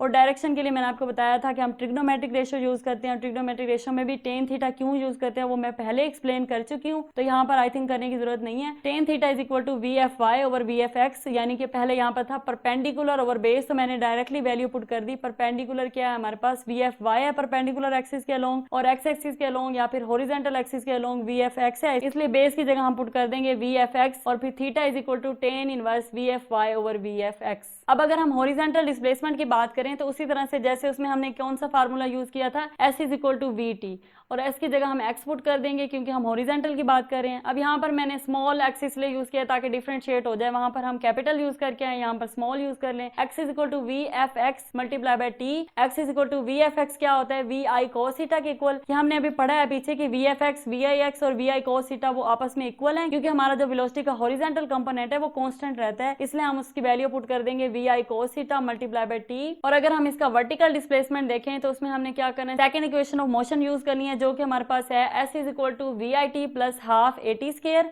S को क्या करना है, y पुट कर देंगे, और यहाँ पर भी वही रीजन है कि स्मॉल y इसलिए पुट किया क्योंकि कैपिटल Y हम पहले यूटिलाइज कर चुके हैं, तो स्मॉल y की इक्वल है, और वी आई जो है वो वी आई वाई है क्योंकि वर्टिकल कंपोनेंट की बात हो रही है। इस तरह से एक्सेलरेशन जो है वो ए वाई होगा, सेम रीजन है क्योंकि वर्टिकल कंपोनेंट की बात हो रही है। तो y is equal to we I Y T plus 1/2, और अब a की जगह क्या किया, माइनस जी पुट कर दिया क्योंकि हमने पहले डिस्कस किया कि एक्सेलरेशन जो है वो माइनस ग्रेविटी के इक्वल होगी, इसलिए हमने माइनस जी पुट किया, और टी स्क्वायर वैसे ही मल्टीप्लाई हो रहा है साथ। अब इसको हम इस तरह से लिख सकते हैं कि y is equal to we I sine theta minus half g t square, v I y की वैल्यू पुट की है वी आई साइन थीटा। तो हमारे पास ये क्या आ गई, वर्टिकल डिस्प्लेसमेंट की वैल्यू आ गई। आज हम डिस्कस करने जा रहे हैं हाइट ऑफ द प्रोजेक्टाइल, यानी कि प्रोजेक्टाइल जो पाथ कवर करती है उसमें जो मैक्सिमम वर्टिकल डिस्टेंस होता है या मैक्सिमम वर्टिकल डिस्प्लेसमेंट होती है उसके बारे में पढ़ने जा रहे हैं। वर्टिकल डिस्टेंस के बारे में हमने पहले ही पढ़ लिया था, लेकिन आज हम देखेंगे कि मैक्सिमम वर्टिकल डिस्टेंस क्या होता है, यानी कि मैक्सिमम वर्टिकल डिस्टेंस यानी हमारी हाइट क्या है प्रोजेक्टाइल की। तो उसमें हमारे पास सबसे पहले डेफिनेशन आ जाती है, the maximum vertical distance reached by the projectile during projectile motion is called height of the projectile. वो मैक्सिमम वर्टिकल डिस्टेंस जो प्रोजेक्टाइल अपनी प्रोजेक्टाइल मोशन के दौरान कवर करती है उसे हम क्या कहते हैं, हाइट ऑफ द प्रोजेक्टाइल, जिसे हम किससे रिप्रेजेंट करते हैं, एच से। So it is denoted by H. अब हम आज क्या करेंगे, हम आज ये करने लगे हैं कि इसके लिए एक रिलेशन ड्राइव करेंगे, एक मैथमेटिकल फार्मूला ड्राइव करेंगे जिससे हम अपनी प्रोजेक्टाइल की हाइट मेजर कर सके। हम ऐसा क्यों कर रहे हैं, ऐसा हम इसलिए कर रहे हैं क्योंकि कहीं पे भी हमारे पास जो प्रोजेक्टाइल मोशन होती है अगर हमें उसकी हाइट चाहिए हो तो उसके लिए कोई ना कोई फार्मूला होना चाहिए, और वो फार्मूला आज हम ड्राइव करने जा रहे हैं ताकि आइंदा से आपको कहीं भी प्रोजेक्टाइल मोशन की, प्रोजेक्टाइल की हाइट मेजर करनी हो तो आप वो वाला फार्मूला लगाकर उसकी हाइट मेजर कर लें। जैसे लास्ट लेक्चर में हमने एग्जांपल्स में क्रिकेट बॉल की एग्जांपल भी डिस्कस की थी कि जब एक बैट्समैन बॉल को हिट करता है और वो आगे जाती है, सिक्स लगाता है, तो क्या होता है कि बॉल एक प्रोजेक्टाइल मोशन, एक पैराबोला टाइप का इस तरह का जो है वो डिस्टेंस कवर करती है। अक्सर क्या होता है कि आप लोग देखते हैं वहां पर जब सिक्स लग जाता है तो हमें उसका मैक्सिमम डिस्टेंस भी शो किया जाता है, वर्टिकल भी और हॉरिजॉन्टल भी। हॉरिजॉन्टल डिस्टेंस को हम रेंज कहते हैं, जो हम आगे डिस्कस करेंगे, वो भी हमारा टॉपिक है। लेकिन जो वर्टिकल डिस्टेंस होता है उसे हम हाइट कहते हैं। तो अक्सर वो हमें ना छक्के की हाइट दिखा रहे होते हैं कि ये 80 मीटर है, 90 मीटर है। तो ये जो हाइट है वो कहाँ से फाइंड होती है, वो एक फार्मूले से फाइंड होती है, और उसी फार्मूले को आज हम पढ़ने जा रहे हैं। तो आप उसी एग्जाम्पल को अगर जहन में रख लें क्रिकेट बॉल वाली को, कि यहाँ पर अगर एक बैट्समैन है और उसके पास यहाँ बॉल आके गिरी है और उसने छक्का लगाया है, तो इस तरह से बॉल गई है यहाँ पर बाउंड्री से बाहर, और क्या हुआ है कि उसने जो डिस्टेंस कवर किया है पैराबोलिक शेप में है, तो इसको हम प्रोजेक्टाइल मोशन कहेंगे। इसमें हमारे पास रेंज है, रेंज क्या होता है, रेंज होता है हॉरिजॉन्टल डिस्टेंस जो कि हमारा हॉरिजॉन्टल डायरेक्शन में कवर होता है, इसको हम आगे डिस्कस करेंगे। इसके अलावा हमारे पास क्या वर्टिकल डिस्टेंस होता है, और इसमें हमने आज क्या फाइंड करना है, मैक्सिमम हाइट, क्योंकि वर्टिकल डिस्प्लेसमेंट जो है वो मैक्सिमम हाइट नहीं है, सिर्फ वर्टिकल डिस्प्लेसमेंट इसके अलावा भी है। जैसे यहाँ पर भी हमारे पास वर्टिकल डिस्प्लेसमेंट बॉल ने कवर किया है, यहाँ पर भी कवर किया है, इसी तरह यहाँ पर भी है, आगे भी है। मतलब ball through out the path vertical displacement या वर्टिकल डिस्टेंस कवर कर रही है, लेकिन लेकिन क्या है, हमने कौन सा फाइंड करना है, हमने वो वाला फाइंड करना है जिस पॉइंट पे उसका वर्टिकल डिस्टेंस जो है वो मैक्सिमम हो, और मैक्सिमम वर्टिकल डिस्टेंस को ही हम हाइट कहते हैं। इसलिए हमने क्या फाइंड करना है, हमने इसकी हाइट फाइंड करनी है। तो ये हमारे पास इनिशियल वेलोसिटी है, और जो थीटा है वो एंगल है जो कि हॉरिजॉन्टल एक्सिस के ऊपर बन रहा है, एक्स एक्सिस के साथ बना रही है ये बॉल, और ये इसका पाथ है, पैराबोला है। उसके अलावा यहाँ जाके वो फॉल करती है, और ये हमने मैक्सिमम हाइट फाइंड करनी है। तो इसके लिए हम क्या करेंगे, इसके लिए हम ना इक्वेशन ऑफ मोशन को यूज करेंगे। हमने जो इक्वेशन ऑफ मोशन पढ़ी थी 3, उनको यूज करते हुए हम क्या करेंगे, हाइट को फाइंड करेंगे।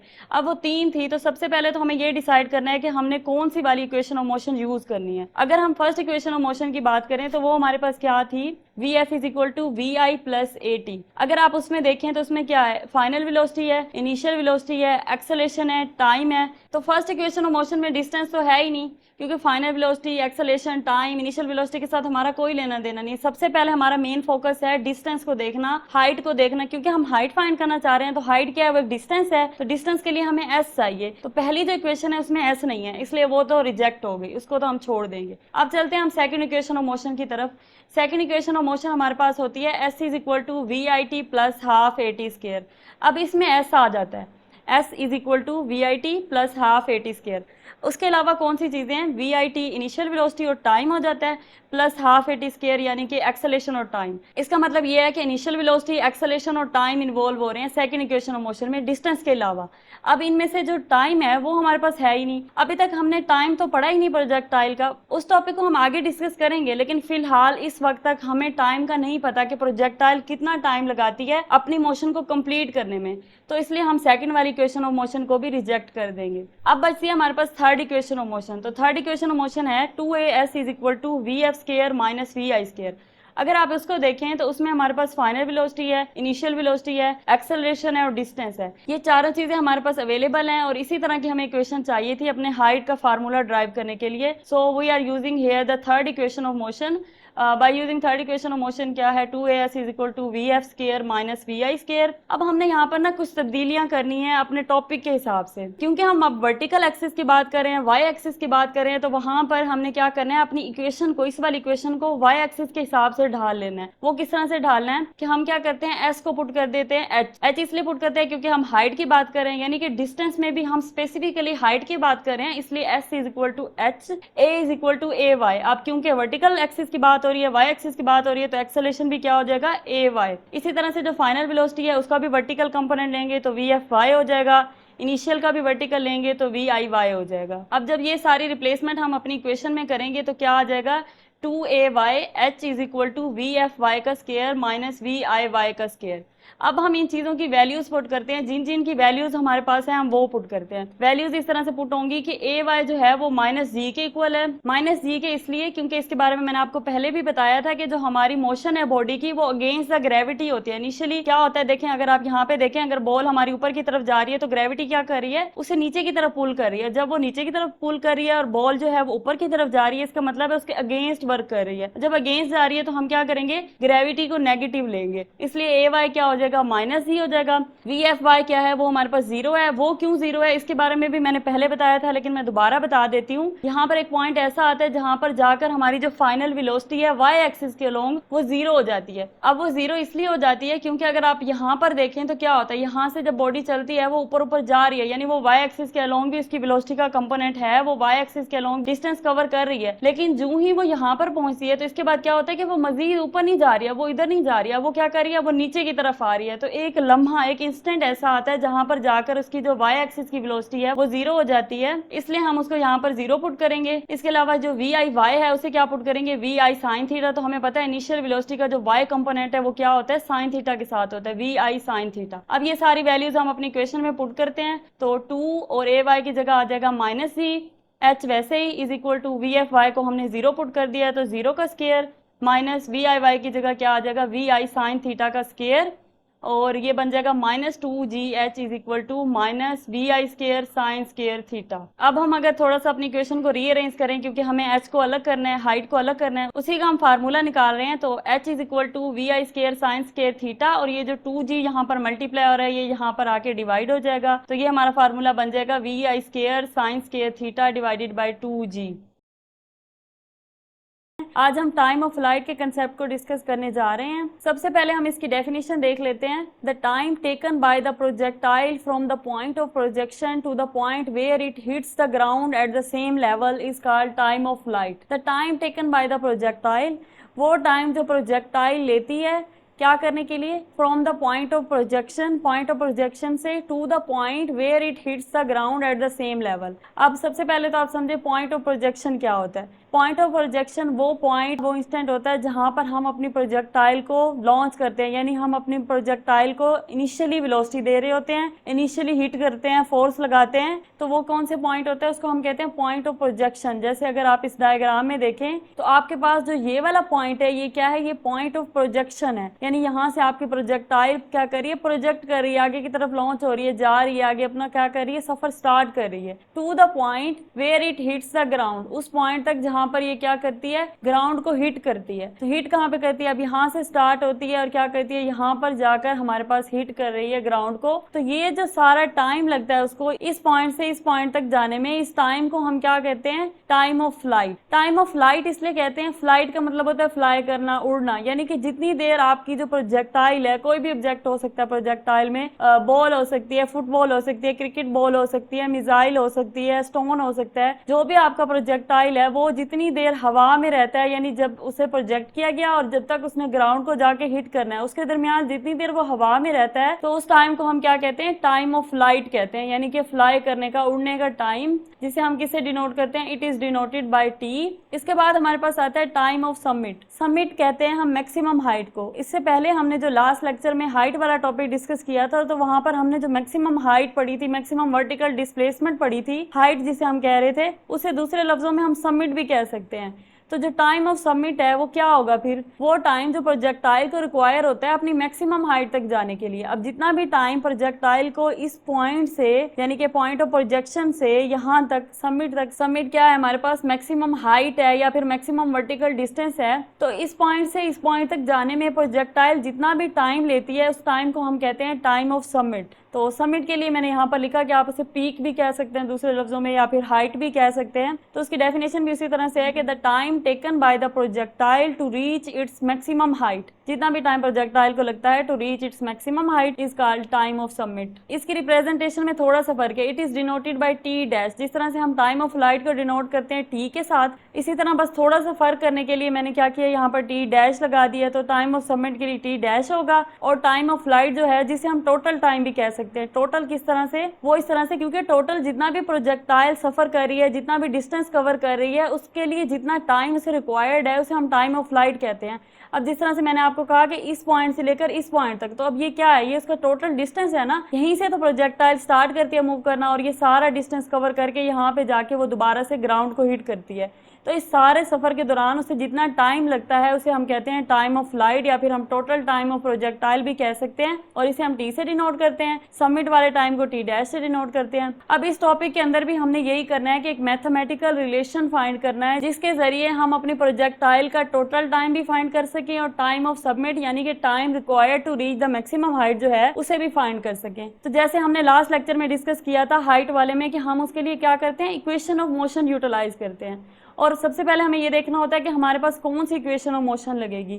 तो इसमें भी हम वही काम करते हैं कि इक्वेशन ऑफ मोशन को देखते हैं एक करके कि कौन सी वाली इक्वेशन ऑफ मोशन हमें हेल्प आउट कर सकती है टाइम ऑफ फ्लाइट का फार्मूला निकालने के लिए। फर्स्ट इक्वेशन ऑफ मोशन हमारे पास होती है Vf is equal to VI plus AT। इस इक्वेशन के अंदर हमारे पास फाइनल वेलोसिटी है, इनिशियल वेलोसिटी है, एक्सेलरेशन है, टाइम है। टाइम तो चलो हमें चाहिए है, इसलिए टाइम अंदर इन्वॉल्व है इक्वेशन के, लेकिन हमें डिस्टेंस भी चाहिए। डिस्टेंस इसलिए चाहिए क्योंकि जाहिर सी बात है, जब प्रोजेक्टाइल यहाँ से स्टार्ट होती है, पॉइंट ऑफ प्रोजेक्शन से डिस्टेंस कवर करना स्टार्ट होती है और यहाँ पर जाकर ग्राउंड को हिट करती है, तो इस सारे सफर के दौरान वो डिस्टेंस कवर कर रही है ना। तो जाहिर सी बात है, जब डिस्टेंस कवर कर रही है तो हमें ऐसी इक्वेशन चाहिए जिसमें डिस्टेंस भी हो, क्योंकि हमने डिस्टेंस की भी बात करनी है ना। अब जो टाइम ऑफ फ्लाइट है वो बगैर डिस्टेंस के तो हो नहीं सकता। अगर वो फ्लाई कर रही है प्रोजेक्टाइल, बेशक वो हवा में फ्लाई कर रही है, लेकिन वो कोई ना कोई डिस्टेंस कवर कर रही है। इसके अलावा एक और बात यह है कि हम लोग यहाँ पर जो है वो वर्टिकल डिस्टेंस की बात करेंगे, क्योंकि हमारी जो फ्लाइट है वो वर्टिकली हो रही है ना। अगर आप देखें तो यहाँ से इस तरह से प्रोजेक्टाइल जाना स्टार्ट करती है वर्टिकली ऊपर और फिर नीचे भी वर्टिकली नीचे आती है।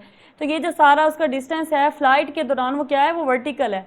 तो हमने इसको वर्टिकल डिस्टेंस को या वर्टिकल मोशन को इसमें डिस्कस करना है। अब हमारे पास फर्स्ट इक्वेशन में क्योंकि डिस्टेंस का कोई बात ही नहीं है, कोई जिक्र ही नहीं है, तो वो तो हमारी रिजेक्ट हो गई। अब हम चलते हैं सेकंड इक्वेशन ऑफ मोशन की जानिब, जो कि है s is equal to we I T plus half A T square. इसमें हमारे पास डिस्टेंस भी है, इनिशियल वेलोसिटी भी है, टाइम भी है, एक्सेलरेशन भी है। अगर हम थर्ड इक्वेशन की बात करें तो थर्ड इक्वेशन इस तरह से है कि 2as is equal to we f square minus we I square. उसमें डिस्टेंस तो है लेकिन टाइम ही नहीं है, हमने टाइम निकाला है ना, और अगर टाइम ही हमारी इक्वेशन में नहीं है तो फिर हम उससे कैसे अपना फार्मूला ड्राइव करेंगे। तो इसलिए क्या करते हैं, हम फर्स्ट और थर्ड की बजाय सेकंड इक्वेशन ऑफ मोशन को यूज करते हैं, जो कि हमारे पास है s is equal to we I T plus half A T square. अब इसमें हम कुछ चेंजेस करते हैं अपने टॉपिक के अकॉर्डिंग, जिस तरह से हमने लास्ट लेक्चर में की थी। तो क्या है, हमारे पास s है, इसको इक्वल कर देते हैं h के इक्वल इसलिए किया है क्योंकि हाइट क्या है, हमारे पास एक वर्टिकल डिस्टेंस है ना, मैक्सिमम वर्टिकल डिस्टेंस को हम हाइट कहते हैं। अब यहाँ पर हमने हाइट इसलिए लिया है क्योंकि जैसे मैंने आपको पहले बताया कि फ्लाइट के दौरान जो प्रोजेक्टाइल है वो वर्टिकल डिस्टेंस कवर कर रही होती है, ना कि हॉरिजॉन्टल भी हो रहा होता है। लेकिन क्योंकि फ्लाइट को अगर हम देखें ना, ये अगर आप इसको देखें, ये जो पाथ बन रहा है तो इसमें क्या हो रहा है, इसमें वो वर्टिकली पहले ऊपर जा रही है वर्टिकली, फिर वर्टिकली नीचे आ रही है। तो वर्टिकल डिस्टेंस की बात है, वर्टिकल डिस्प्लेसमेंट की बात है, इसलिए हम क्या करेंगे, वर्टिकल वाले कंपोनेंट्स को लेंगे। इसलिए हमने क्या किया, डिस्टेंस को हाइट से रिप्लेस कर दिया। अब अगर हम इनिशियल वेलोसिटी की बात करें तो इनिशियल वेलोसिटी के केस में भी उसी तरह से क्या करना है, वाई कंपोनेंट लेना है, वर्टिकल कंपोनेंट लेना है। इसलिए हमने v I is equal to we I Y,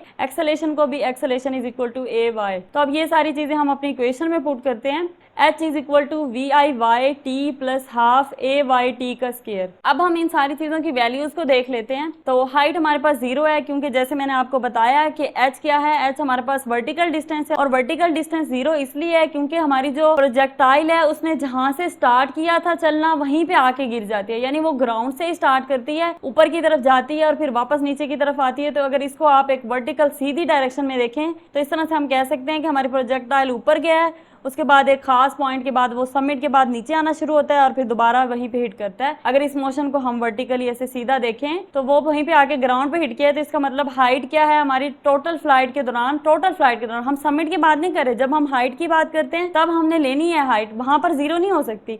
लेकिन जब हम टोटली बात करें तो जहां से चली थी चीज अगर वहीं पे आके वापस गिर गई है तो उसकी हाइट क्या होगी, यहाँ पे थी और वो बाद में भी थोड़ी देर बाद यहीं पे है, कुछ टाइम गुजरने के बाद, तो क्या होगा, हाइट जो है वो 0 होगी। इसलिए हमने h को 0 पुट कर दिया और जो स्मॉल t है उसे हमने कैपिटल T से रिप्लेस किया है। वो बस वैसे ही हम अपना टाइम देखना चाह रहे थे तो टाइम को थोड़ा स्पेसिफिक करने के लिए हमने कैपिटल T ले लिया है। उसके बाद वी आई वाई हमें पता है कि जो इनिशियल वेलोसिटी का y कंपोनेंट है या फाइनल का भी हो, जिस भी वेलोसिटी का y कंपोनेंट है वो क्या होता है, उस वेलोसिटी के साथ साइन थीटा लग जाता है। तो we I Y is equal to we I sine theta और A Y is equal to minus G इसलिए क्योंकि हमने अपनी प्रोजेक्टाइल को ऊपर की तरफ थ्रो किया था और क्या है, ग्रेविटी उसे नीचे की तरफ पुल कर रही है, तो क्या अपोजिट डायरेक्शन में ग्रेविटी फोर्स लगा रही है, इसलिए अपोजिट होने की वजह से हम साइन कौन सा यूज करेंगे, नेगेटिव का। तो A Y is equal to minus G. अब हम इन वैल्यूज को पुट करते हैं इक्वेशन के अंदर, तो क्या होगा, हाइट की जगह 0 पुट कर दिया, is equal to we I y की जगह वी आई साइन थीटा और स्मॉल टी की जगह कैपिटल टी, और इस ए वाई को जब माइनस जी पुट करेंगे तो ये जो प्लस है ये इसकी जगह माइनस हो जाएगा, -1/2 जी, और ये टी जो है ये कैपिटल हो जाएगा, टी का स्क्वायर। उसके बाद जब हम अपने इक्वेशन को रीअरेंज करेंगे तो क्या होगा, टाइम को एक साइड पे ले जाना है और बाकी चीजों को जब रीअरेंज करेंगे तो हमारे पास आ जाएगा T is equal to 2vi sine theta divided by G. तो ये हमारे पास क्या आ गया, ये हमारे पास टोटल टाइम ऑफ फ्लाइट की वैल्यू आ गई, जो कि पॉइंट ऑफ प्रोजेक्शन से लेकर उस पॉइंट तक है जहां पर दोबारा से हमारी प्रोजेक्टाइल ग्राउंड को हिट करे, यानी ये टोटल टाइम का फार्मूला आ गया। अब हमने क्योंकि टाइम ऑफ सबमिट भी फाइंड करना है, यानी वो टाइम जो प्रोजेक्टाइल को यहाँ से पॉइंट ऑफ प्रोजेक्शन से सबमिट यानी हाइट तक लगता है, इतना डिस्टेंस ट्रेवल करने के लिए जो टाइम उसे चाहिए होता है, उसके लिए जो रिलेशन है वो भी हमने फाइंड करना है। तो अगर आप इसी को देखें सबमिट वाले पॉइंट को, तो ये जो है ये हमारे टोटल डिस्टेंस का हाफ है, यानी कि हमारा जितना भी टोटल डिस्टेंस कवर हो रहा है ना, तकरीबन उसके हाफ पे हमारी जो प्रोजेक्टाइल है वो क्या है, वो अपनी मैक्सिमम हाइट पे होती है। इसका मतलब है कि उसको हाफ टाइम लगेगा, जितना टाइम हमारी प्रोजेक्टाइल को यहाँ से यहाँ तक जाने में लगा है उसका हाफ टाइम उसे अपनी मैक्सिमम हाइट पर जाने के लिए लगेगा। तो क्या होगा, हम सिर्फ इस टाइम को हाफ कर देंगे, मतलब सिर्फ 2 पे डिवाइड करेंगे और हमारे पास क्या आ जाएगा, टाइम ऑफ सबमिट आ जाएगा। तो अगर हम इसे 2 पे डिवाइड करें तो क्या होगा, ये ऊपर वाला 2 नीचे जब 2 पे डिवाइड करेंगे तो ये दोनों कट जाएंगे और सबमिट का टाइम क्या बचेगा हमारे पास, V I sine theta by G. तो ये हमारे पास टाइम ऑफ सबमिट आ गया। सबसे पहले रेंज की डेफिनेशन को देख लेते हैं। The horizontal distance travelled by a projectile during the projectile motion is called range of the projectile. अब इससे पहले हमने वर्टिकल डिस्टेंस भी पढ़ा था और हॉरिजॉन्टल डिस्टेंस भी पढ़ा था। जब हमने वो दोनों डिस्टेंस पढ़ लिए, अब हम स्पेसिफिकली उनको हाइट और रेंज की फॉर्म में पढ़ रहे हैं। जो हमारा वर्टिकल डिस्टेंस है वो हाइट होता है और जो हॉरिजॉन्टल डिस्टेंस है वो क्या होता है, वो रेंज होता है। तो इसलिए यहाँ पर मैंने लिखा है the horizontal distance travelled by a projectile, वो हॉरिजॉन्टल डिस्टेंस जो प्रोजेक्टाइल कवर करती है ड्यूरिंग प्रोजेक्टाइल मोशन, अपनी मोशन के दौरान, is called range of the projectile. वो क्या कहलाता है, प्रोजेक्टाइल की रेंज कहलाता है। It is denoted by r. अब उसे किसी से डिनोट करते हैं, आर से डिनोट करते हैं। अब जिस तरह से हमने बाकी टॉपिक्स में किया था कि कोई ना कोई हम फार्मूला या कोई ना कोई रिलेशन ड्राइव करते थे हर कंसेप्ट के लिए, इसी तरह से हम रेंज के लिए भी एक फार्मूला ड्राइव करने जा रहे हैं जिससे हम किसी भी तरह की प्रोजेक्टाइल मोशन की जो रेंज होगी उसको हम मेजर कर सकेंगे। तो पहले हम ये करते थे कि हम इक्वेशन ऑफ मोशन को यूटिलाइज करते थे, लेकिन यहाँ पर क्या है कि यहाँ पर हमने इक्वेशन ऑफ मोशन यूटिलाइज नहीं करनी, बल्कि यहाँ पर एक सिंपल रिलेशन है जिसे हमने यूज करना है और वो आप उससे बहुत ज्यादा फेमिलियर हैं और वो हमारे पास है S is equal to VT। Distance का जो सिंपल फार्मूला है उसको यूटिलाइज करना है। अब क्योंकि हम हॉरिजॉन्टल डिस्टेंस की बात कर रहे हैं और हॉरिजॉन्टल डिस्टेंस ही हमारे पास रेंज होता है, तो क्या करेंगे, हम S को हम पुट कर देंगे x और V जो है उसको पुट कर देंगे Vx और टाइम को टाइम ही रखेंगे। S को x हॉरिजॉन्टल की वजह से पुट किया और V को भी, क्योंकि V का भी अब जाहिर सी बात है हॉरिजॉन्टल कंपोनेंट डिस्कस होगा तो वो क्या होगा, Vx मल्टीप्लाई बाय T। अब उसके बाद हम अपने रिलेशन में कुछ चेंजेस करने लगे हैं अपने टॉपिक के अकॉर्डिंग, और वो चेंजेस इस तरह से है कि हम x को r पुट करेंगे, Vx को Vi cos थीटा पुट करेंगे और कैपिटल T कर देंगे स्मॉल t की जगह। हॉरिजॉन्टल डिस्टेंस के अंदर हम स्पेसिफिकली रेंज की बात कर रहे हैं, तो क्या करना है, x को r पुट कर देना है। अब Vx क्या है, Vx मैंने आपको बताया था कि वेलोसिटी के दो कंपोनेंट होते हैं, हॉरिजॉन्टल कंपोनेंट और वर्टिकल कंपोनेंट, यानी Vx और Vy। Vx को हम लिखते हैं Vi cos थीटा और Vy को लिखते हैं Vi sin थीटा। तो हमने वही किया है कि Vx की जगह Vi cos थीटा पुट कर दिया है और स्मॉल t को कैपिटल T कर दिया है। उसके बाद हमारा रिलेशन कुछ इस तरह से बनता है कि R is equal to Vi cos theta multiply by T।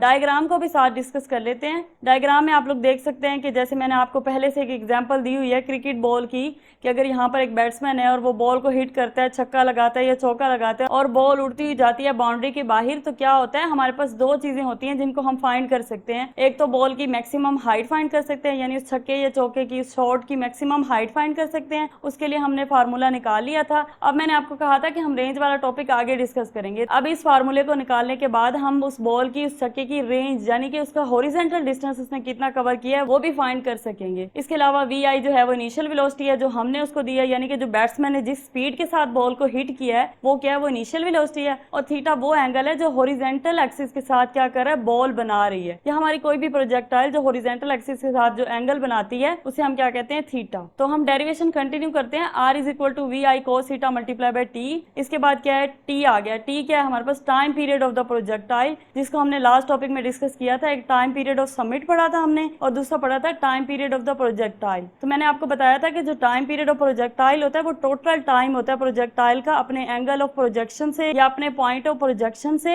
उस पॉइंट तक जहां पर वो क्या कर रही है, ग्राउंड को हिट कर रही है। तो अब ये कौन सा टाइम है, ये वही वाला टाइम है, टोटल टाइम। ये टाइम ऑफ समिट नहीं है क्योंकि उसको हमने क्या किया था, T डैश से रिप्रेजेंट किया था और ये T है, तो इसका मतलब है ये वही वाला टाइम है जो टोटल टाइम है जो इस पॉइंट से लेकर इस पॉइंट तक हमारी प्रोजेक्टाइल लेती है। इसका फार्मूला क्योंकि हमने ड्राइव कर लिया था तो हम इसकी वैल्यू पुट कर देते हैं। तो इक्वेशन बनेगी R is equal to Vi cos theta multiply by 2Vi sin theta divided by G। अब ये जो 2Vi sin थीटा है ये हमारे पास उस टाइम पीरियड की वैल्यू है जो हमने पहले फाइंड कर ली थी, उसी को मैंने यहाँ पर मेंशन कर दिया है। उसके बाद ये बनता है R is equal to Vi square और 2 को हम शुरू में लिख देंगे sin theta cos theta divided by G। अब बच्चों हमारे पास एक फार्मूला होता है जिसके मुताबिक 2 sin theta cos theta equal होता है sin 2 थीटा के। ये फार्मूला आप लोगों ने याद रख लेना है, 2 sin theta cos theta is equal to sin 2 theta. बस हमने सिर्फ ये करना है कि इस फार्मूले को यहाँ पर रिप्लेस कर देना है, तो फिर रेंज क्या हो जाएगा, R is equal to Vi square और 2 sin थीटा cos थीटा की जगह आ जाएगा sin 2 theta divided by G। तो ये हमारे पास रेंज का फार्मूला आ गया, रेंज का रिलेशन निकल आया जिसको हम फाइंड करना चाह रहे थे रेंज के लिए।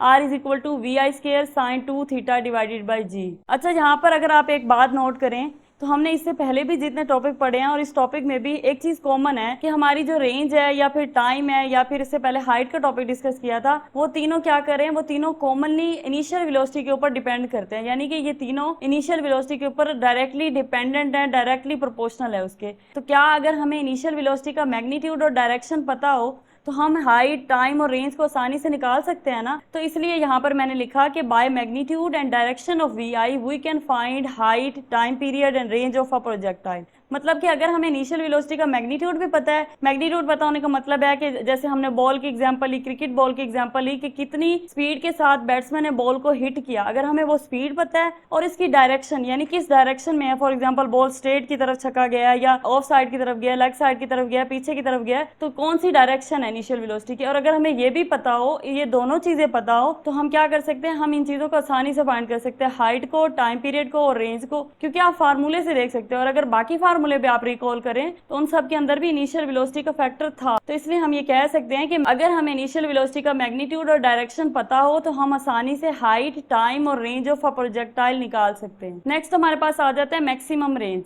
अब इससे पहले हमने रेंज पढ़ा, तो रेंज जो है ना वो हॉरिजॉन्टल डिस्टेंस को कहते हैं। मैक्सिमम रेंज जो है वो रेंज है जो हमें फार्मूले की हद तक मैक्सिमम वैल्यू दे रही होती है। क्योंकि अगर आप लोग सोच रहे हैं कि रेंज जो है वो भी तो हॉरिजॉन्टल डिस्टेंस दे रही है, तो क्या वो कम डिस्टेंस को फाइंड कर रही होती है? तो ऐसा नहीं है, वो भी हमें मैक्सिमम हॉरिजॉन्टल डिस्टेंस ही देती है। लेकिन अगर हम अपने फार्मूले को देखें तो इस फार्मूले के अकॉर्डिंग अगर हमारा ये वाला फैक्टर जो कि एंगल के साथ है sin 2 थीटा, अगर ये 1 हो जाए तो हमारी जो रेंज की वैल्यू है फार्मूले के अकॉर्डिंग वो क्या हो जाएगी, मैक्सिमम हो जाएगी। क्योंकि उसके बाद हमारे पास बचेगा r is equal to we I square by ji.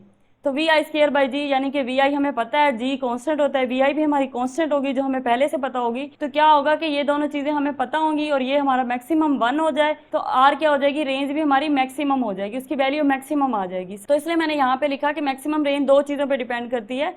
It depends upon the magnitude of initial velocity and the angle of projection theta. Initial velocity का मैग्नीट्यूड यानी किस वेलोसिटी के साथ हमारा प्रोजेक्टाइल आगे की तरफ गया है, किसके साथ हिट हुई है बॉल, वो वेलोसिटी उसका मैग्नीट्यूड, या फिर किस एंगल के साथ बॉल आगे की तरफ गई है। तो अगर हमें ये दो चीजें पता हो और हम इन दोनों चीजों की वैल्यू मैक्सिमम कर लें, क्योंकि अगर आप फार्मूले में देखें गौर से तो रेंज किस पे डिपेंड कर रही है, रेंज इनिशियल वेलोसिटी पे डिपेंड कर रही है और थीटा पे डिपेंड कर रही है। क्योंकि ये दोनों चीजें ही चेंज हो सकती है ना, हम इनिशियल वेलोसिटी अपनी मर्जी से कम या ज्यादा कर सकते हैं, इसके अलावा एंगल कम या ज्यादा हो सकता है, ग्रेविटी ने तो कांस्टेंट रहना है ना। अगर हम इन दोनों चीजों को मैक्सिमम कर लें यानी इनकी मैक्सिमम वैल्यू ऑब्टेन कर लें तो क्या रेंज हमारी मैक्सिमम हो जाएगी?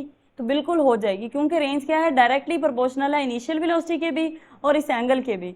तो इसलिए क्या किया मैंने यहाँ पर लिखा है कि ये मैग्नीट्यूड ऑफ इनिशियल वेलोसिटी पे डिपेंड कर रही है और एंगल ऑफ प्रोजेक्शन थीटा पे डिपेंड करती है।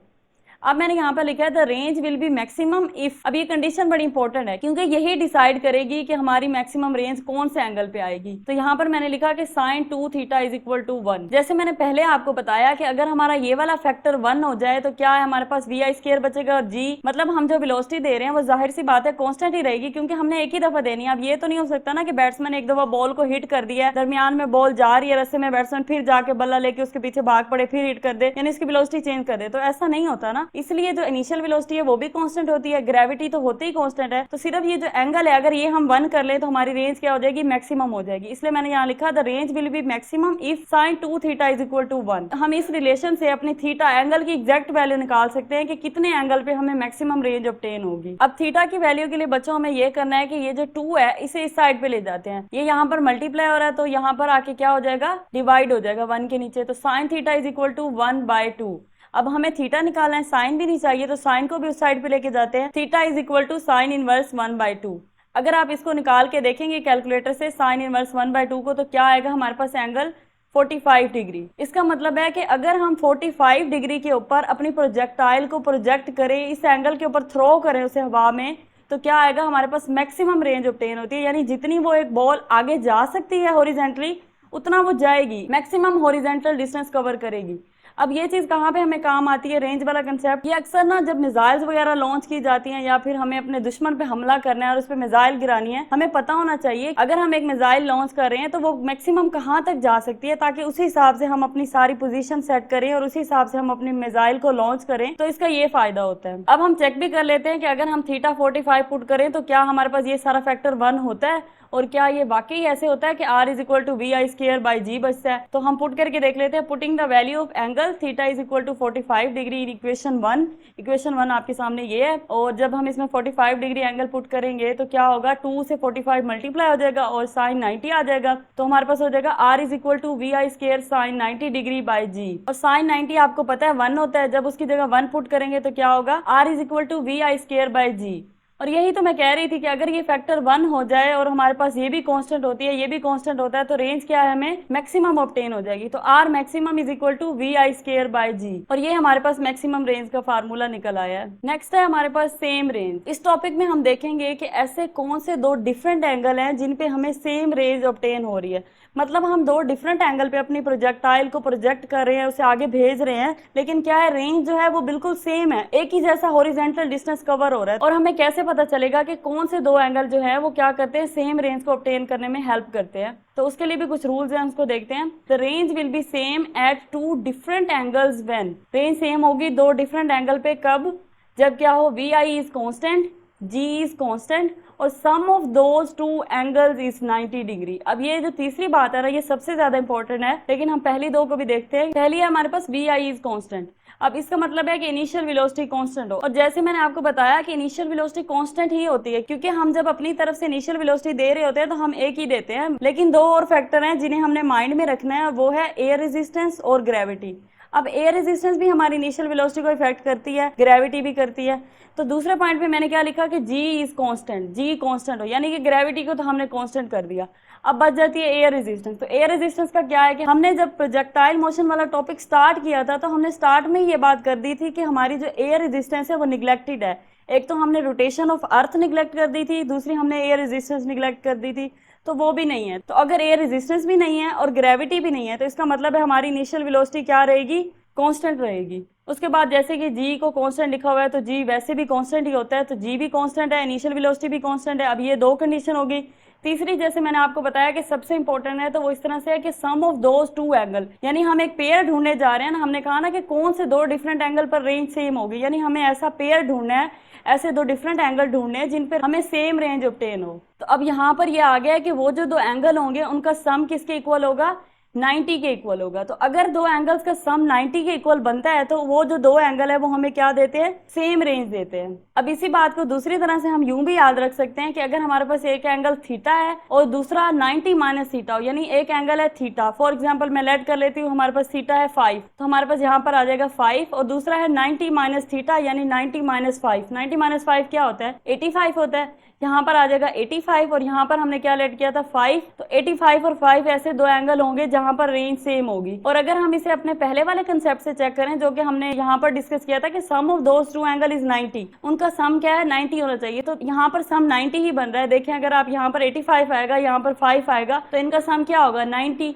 तो आप दो तरह से याद रख सकते हैं, या तो आप ऐसे दो पेयर्स बना लें जिनका सम 90 है, वो पेयर्स क्या है, वो हमें सेम रेंज देंगे, या फिर आप यहाँ से याद रख लें कि जो भी आपका एंगल हो, आपने बाद में दूसरा एंगल जो लेना है उसे 90 से माइनस करके लेना है। यानी आपने जो भी यहाँ पर लिया है, जो दूसरा एंगल यहाँ पर होगा वो उससे 90 से माइनस करके लिखना है। तो इस तरह भी आपका सम क्या है, वो 90 ही बनेगा। तो ये दो तरीके, आप दोनों में से जो भी आसानी से याद हो उसको अडॉप्ट कर लें और उससे हम सेम रेंज के लिए एंगल फाइंड कर सकते हैं। यहाँ पर मैंने एग्जाम्पल के तौर पर कुछ पेयर्स लिखे हैं, तो देखते हैं किस तरह से वो मैंने लिखे हैं। जैसे मैंने यहाँ पर लिखा कि 75 और 50। तो अगर आप यहाँ पर देखें, अगर थीटा हमारे पास 75 है और अगला एंगल क्या होगा, 90 माइनस थीटा, यानी कि 90 माइनस 75, क्योंकि थीटा क्या है, 75 है, तो 90 माइनस 75 वो क्या बनता है हमारे पास 15। तो 75 और 15 का पेयर बन गया इस रूल के अकॉर्डिंग। अगर हम अब इसे इस रूल से चेक करें कि sum of those two angle is 90, तो 75 और 15 इज इक्वल टू 90। अगर इनको ऐड करें तो क्या होता है, 90 आता है। अब क्योंकि ये दोनों रूल्स को फॉलो कर रहे हैं, इसका मतलब है हमारा ये पेयर ठीक है, और इस पेयर पर हमारे पास क्या होगा, इस पेयर पर इन दोनों एंगल्स पर क्या होगा, सेम रेंज ऑब्टेन होगी। मतलब अगर हम 75 डिग्री के एंगल पर अपनी प्रोजेक्टाइल को प्रोजेक्ट करें या फिर 15 के एंगल पर प्रोजेक्ट करें, दोनों में ही हमारे पास क्या है, रेंज सेम आएगी। तो अब दूसरा पेयर क्या है, 60 और 30। तो अगर आप इसे देखिए 60 प्लस 30 क्या है, 90 होता है। इसके अलावा अगर आप इस रूल में पुट करें तो पहला एंगल 60 है, अगला होगा 90 माइनस 60 यानी कि 30। इसी तरह से थर्ड पेयर भी है कि 70 और 20, 70 प्लस 20 90 होता है। अब थीटा 70 है और अगला एंगल क्या होगा, 90 माइनस 70 यानी कि 20। ये मैंने तीन मुख्तलिफ पेयर्स लिखे हैं, इसके अलावा और भी पेयर्स बन सकते हैं, आप लोग खुद से बना के देखिएगा। अब हम इन पेयर्स को क्या करते हैं, फार्मूले में पुट करके देखते हैं क्या वाकई इनसे रेंज सेम आती है। हमारे पास रेंज का क्या फार्मूला, रेंज का फार्मूला है R is equal to we I square sine 2 theta by ji.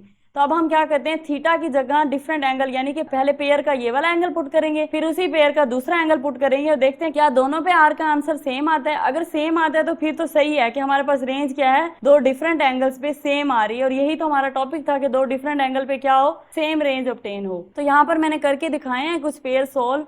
sin 2 और एंगल क्या पुट किया 75 और ये इसका आंसर आया 0.5। इसके बाद क्या किया 15 पुट किया है तो 15 से भी आंसर आया 0.5। इसे आप अपने पास कैलकुलेटर पर बेशक सोल्व करके चेक कर लीजिएगा, यही आंसर आते हैं और ये इक्वली आंसर आते हैं हर पेयर का। उसके बाद एंगल पुट किया 60 क्योंकि यहाँ पर हमारे पास 60 है, तो जब ये पुट करेंगे आंसर आएगा 0.866 और फिर 30 पुट करेंगे तो आएगा 0.866, ये भी सेम आंसर आ रहे हैं। उसके बाद जब इसको पुट किया 70 को और 20 को तो इन दोनों पे भी 0.642 ये भी आंसर्स क्या आए हैं, सेम आए हैं। तो हमारे पास क्या है, रेंजेस सेम ऑब्टेन हुई हैं डिफरेंट एंगल्स के ऊपर। हर पेयर की क्या है, सेम रेंज आई, यानी 75 और 15 वाले पेयर की भी रेंज सेम है दोनों के लिए, 60 और 30 वाले की भी सेम है, 70 और 20 वाले की भी सेम है। क्योंकि इसी चीज को असल हमने चेक करना है ना, इसलिए मैंने सिर्फ sin 2 थीटा को डिस्कस किया, क्योंकि vi स्क्वायर और g तो सबके लिए सेम होगा ना। जैसे हमने पहले डिस्कस कर लिया कि वो तो कांस्टेंट होगा, जब वो कांस्टेंट होगा तो सिर्फ ये वाला फैक्टर जो है वो रेंज के आंसर को अल्टरनेट कर सकता है, चेंज कर सकता है, उसकी वैल्यू पे इफेक्ट कर सकता है, उसकी वैल्यू को असरअंदाज कर सकता है। तो इसलिए सिर्फ मैंने इसको डिस्कस किया कि आपको ये करके दिखा दूं कि क्या वाकई डिफरेंट एंगल पे इसका आंसर, इस फैक्टर का आंसर सेम आता है। और अगर ये आ रहा है तो इसका मतलब है कि हमने सही पेयर बनाया है, इन पेयर्स पे वाकई ही रेंज क्या है, सेम आती है। तो इसी तरह यहाँ पर डायग्राम में भी शो हुआ है कि क्या है, डिफरेंट एंगल पर सेम रेंज आई है। जैसे आप यहाँ पर देखें, पहला तो 15 डिग्री के एंगल पर ये वाली रेंज आई है और उसके बाद ये वाली जो रेंज है ये हमारे पास ऑब्टेन हो रही है 75 के ऊपर, यानी कि 75 के ऊपर जब हमने इतना ज्यादा एंगल दिया है तब भी हमारी प्रोजेक्टाइल जो है वो यहाँ पर आके फॉल हुई है, और जब हम 15 इतना कम एंगल दे रहे हैं तब भी क्या है, यहीं पर फॉल हो रही है। इसी तरह आप अगला देखें तो ये 30 जो है ये भी यहाँ पर जाके फॉल हो रहा है, और उसके बाद 30 से ऊपर ये है 60, तो 60 भी यहीं पर आके, तो 60-30 वाला भी यहाँ पर दोनों सेम रेंज बना रहे हैं। और ये 45 वाला एंगल है जो कि हमें मैक्सिमम रेंज देता है। तो ये दो जो है, इन दोनों पेयर्स को मैंने यहाँ डायग्राम में शो कर दिया है। इसके अलावा आप 70 और 20 वाले को भी शो कर सकते हैं, वो भी इसी तरह सेम रेंज देगा। तो इस तरह से हमारे पास हमें पेयर मिल गए हैं जो हमें सेम रेंज देते हैं। तो इससे हमें ये फायदा होता है कि फॉर एग्जाम्पल कभी कभी हम उतना एंगल नहीं दे सकते, जैसे 75 एक हाई एंगल है, अगर हम अपने प्रोजेक्टाइल को इतना एंगल नहीं भी दे पा रहे तो क्या होता है कि 15 के एंगल पे भी वो उतनी रेंज ले लेते हैं। और कभी कभी हमारे पास ज्यादा एंगल देने का ऑप्शन होता है, स्मॉल नहीं दे सकते, तो फिर उस पर भी सेम रेंज आएगी। जब हम लोगों ने प्रोजेक्टाइल मोशन वाला टॉपिक स्टार्ट किया था तो सबसे पहले शुरू में ही हमने दो बातें कंसीडर की थी। पहली बात ये थी कि हम एयर रेजिस्टेंस को यहाँ पर निगलेक्ट कर रहे हैं, जिसकी वजह से हम इस प्रोजेक्टाइल मोशन को आइडियल प्रोजेक्टाइल मोशन भी कहते थे। इसके अलावा दूसरी चीज थी rotation of earth about its centre, जिसको हमने क्या किया था, निगलेक्ट कर दिया था।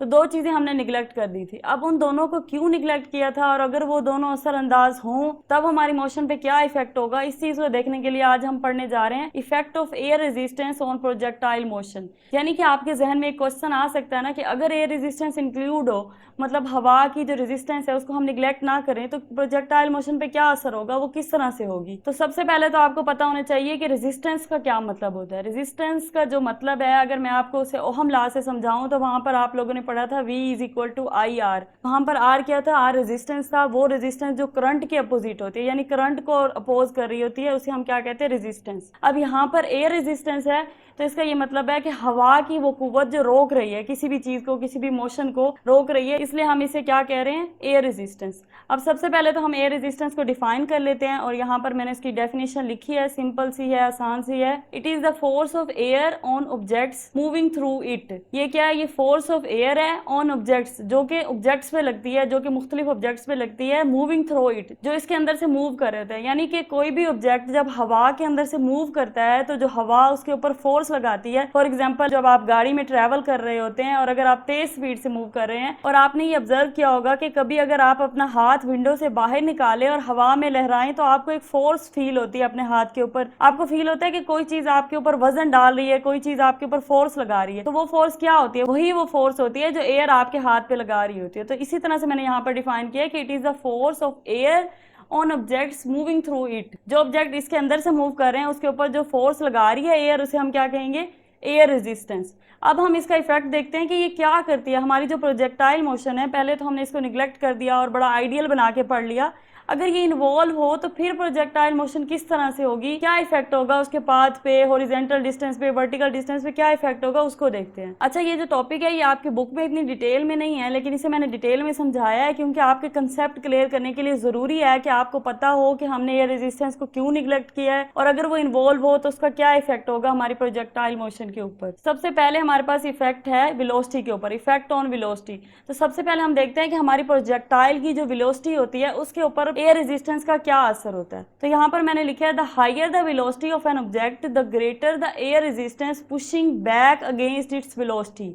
Higher the velocity of an object, जितना बॉडी तेजी से मूव करेगी, the greater the air resistance pushing back, उतना ही ज्यादा एयर रेजिस्टेंस उसे उतनी ही फोर्स के साथ पीछे फेंकेगी उसकी वेलोसिटी के अगेंस्ट। यानी कि बॉडी अगर फॉरवर्ड मूव कर रही है, आगे की तरफ मूव कर रही है, तो हवा क्या करेगी, उसे पीछे की तरफ उतनी ही फोर्स से, यानी जितनी वेलोसिटी होगी उतनी ही फोर्स से हवा क्या करेगी, उसे पुश बैक करेगी, उसे पीछे की तरफ धकेलेगी उसकी वेलोसिटी से अपोजिट डायरेक्शन में, बैकवर्ड डायरेक्शन में। जब हवा ऐसा करेगी तो क्या होगा, उससे ये होता है जब हवा बार बार उसे पीछे की तरफ धकेल रही होगी तो ऑब्जेक्ट की, प्रोजेक्टाइल की जो वेलोसिटी है वो आहिस्ता आहिस्ता डिक्रीज होना स्टार्ट हो जाती है और जैसे जैसे वो डिक्रीज होती है वैसे वैसे एयर रेजिस्टेंस भी डिक्रीज हो जाती है। क्योंकि अभी हमने पढ़ा कि जितनी वेलोसिटी से बॉडी आगे की तरफ बढ़ेगी उतनी ही फोर्स के साथ हवा उसको पीछे की तरफ धकेलेगी। फॉर एग्जाम्पल, अगर स्टार्ट में वो तेजी से आ रही है और हवा भी उसे ज्यादा तेजी से पुश कर रही है, लेकिन आहिस्ता आहिस्ता टाइम गुजरने के साथ क्या होगा कि हवा उसको क्योंकि पीछे की तरफ पुश कर रही है तो जो बॉडी की वेलोसिटी है बॉडी वो लॉस करना स्टार्ट कर देगी और आहिस्ता आहिस्ता वेलोसिटी कम हो जाएगी। फिर बाद में जब वेलोसिटी कम हो गई है, अब उसी तरह साथ साथ हवा की भी जो फोर्स है वो कम हो जाएगी क्योंकि वो उतनी होती है जितनी वेलोसिटी होती है। अगर वेलोसिटी ज्यादा हो तो हवा भी ज्यादा फोर्स लगाती है और जैसे जैसे हवा की फोर्स की वजह से वेलोसिटी कम हो रही है, एट द सेम इंस्टेंट फिर एयर फोर्स भी जो है वो कम हो जाती है। इसी बात को हम न्यूटन के एक लॉ से भी समझ सकते हैं। न्यूटन का जो लॉ है F = ma,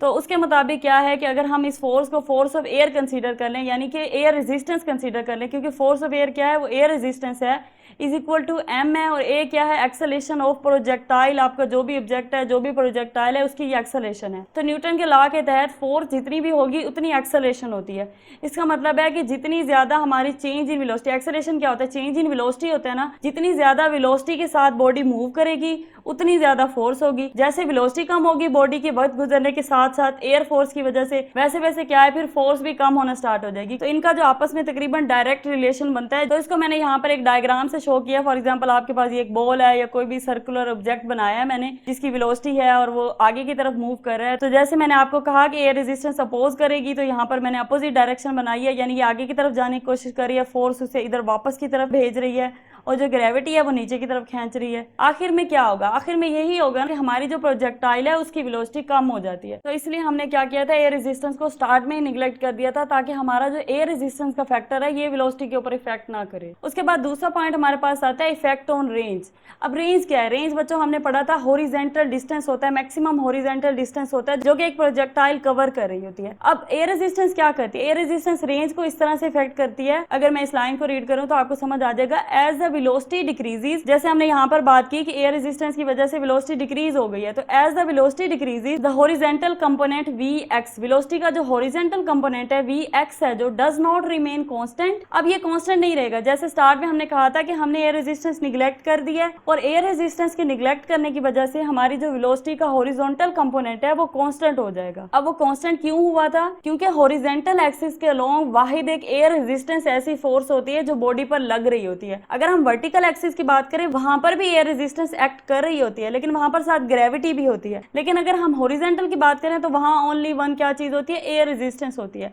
तो हमने एयर रेजिस्टेंस को निगलेक्ट कर दिया था, इसलिए हमारा जो Vx यानी कि हॉरिजॉन्टल कंपोनेंट था वेलोसिटी का वो पूरा कांस्टेंट रहा था ड्यूरिंग द होल मोशन। लेकिन अब यहाँ पर क्या हुआ, क्योंकि हम इफेक्ट पढ़ रहे हैं एयर रेजिस्टेंस का, यानी एयर रेजिस्टेंस को हम इंक्लूड कर रहे हैं। जब एयर रेजिस्टेंस हो, जब हम हवा को नजरअंदाज नहीं करेंगे तब क्या होगा, तब हमारा हॉरिजॉन्टल कंपोनेंट जो है वो कांस्टेंट नहीं रहेगा। और जब वो कांस्टेंट नहीं रहेगा तो क्या होगा, which reduces the range of projectile. अब ना सिर्फ वो कांस्टेंट नहीं रहेगा बल्कि ये होगा कि वो डिक्रीज हो जाएगा, क्योंकि जैसे हमारी होल वेलोसिटी जो है, हमने यहाँ पर कहा कि decrease the velocity of projectile, पूरी की पूरी वेलोसिटी डिक्रीज हो रही है, तो उसका एक्स कंपोनेंट भी डिक्रीज हो रहा होगा, उसका वाई कंपोनेंट भी डिक्रीज हो रहा होगा। जब दोनों डिक्रीज हो रहे हैं इसका मतलब क्या है कि Vx भी डिक्रीज हो रहा है, और जब Vx डिक्रीज हो रहा है which reduces the range of projectile, तो ये प्रोजेक्टाइल की रेंज को कम कर देगा। अब जाहिर सी बात है हॉरिजॉन्टल डायरेक्शन में वेलोसिटी की वैल्यू कम हो गई है, तो अब बॉडी के पास इतनी वेलोसिटी नहीं है, इतनी ताकत ही नहीं है कि वो आगे तक जा सके, तो वो आगे तक जाने के बजाय थोड़ा सा पीछे गिर जाएगी। जैसे यहाँ पर मैंने डायग्राम में आपको शो किया कि अगर हम विदाउट एयर रेजिस्टेंस बात करें तो देखें ये जो रेड लाइन आपको शो हो रही है ये हमारी रेंज बनती है। तकरीबन यहाँ से बॉडी देखें मूव करना स्टार्ट हुई है, यहाँ से हमने प्रोजेक्ट किया है और यहाँ पर जाकर उसने इम्पैक्ट किया है। लेकिन अगर आप विद एयर रेजिस्टेंस देखें, जब हमने एयर रेजिस्टेंस को इंक्लूड कर लिया तो देखिए कितना फर्क पड़ गया। हमारी जो बॉडी है वो इतनी देर पहले यहाँ पर ड्रॉप हो गई है, यानी कि रेंज इतनी ज्यादा कम हो गई है। तो ये हमारा एयर रेजिस्टेंस का इफेक्ट है, क्योंकि वीएक्स कंपोनेंट जो है वो डिक्रीज हो गया, इसलिए बॉडी के पास इतनी ताकत नहीं थी कि वो आगे यहाँ पे जाके गिरे, वो पहले यहाँ पे फॉल हो गई है और उसने क्या किया, रेंज को रिड्यूस कर दिया।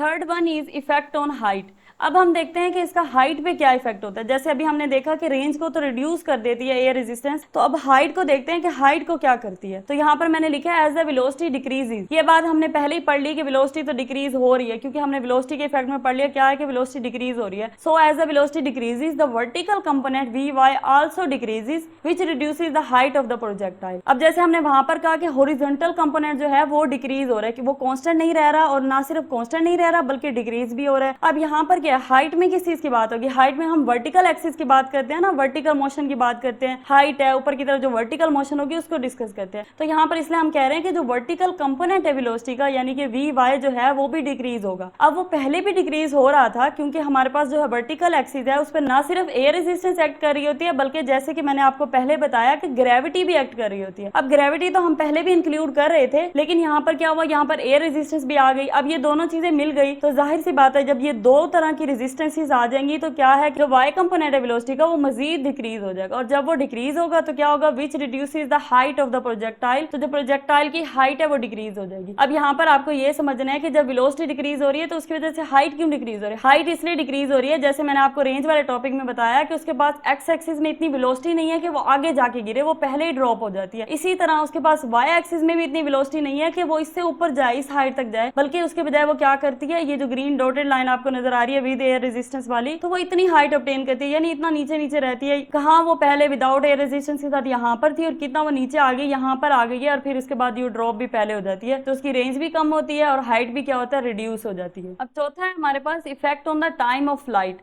अब हम देखते हैं कि टाइम पे क्या इफेक्ट है। अब हम ना वन बाय वन सारे इफेक्ट को डिस्कस कर रहे हैं कि पहले वेलोसिटी पे क्या है, फिर रेंज पे क्या है, हाइट पे क्या है। अब हम देखते हैं टाइम ऑफ फ्लाइट, यानी कि उसका जो फ्लाइट का टाइम है, प्रोजेक्टाइल को जो पॉइंट ऑफ प्रोजेक्शन से ग्राउंड के हिट करने तक जितना टाइम लगता है, यानी जितनी देर वो फ्लाई करता रहता है हवा में ही, तो वो जो टाइम है उस पर क्या इफेक्ट होता है वो देखते हैं। So I have written here as the velocity decreases the projectile will take more time to reach the point of impact which increases the time of flight. अब मैंने क्या लिखा है, जैसे वेलोसिटी डिक्रीज होती है the projectile will take more time to reach the point of impact। point of impact क्या होता है, point of impact होता है वो वाला पॉइंट जहां पर बॉडी ग्राउंड को हिट कर रही है।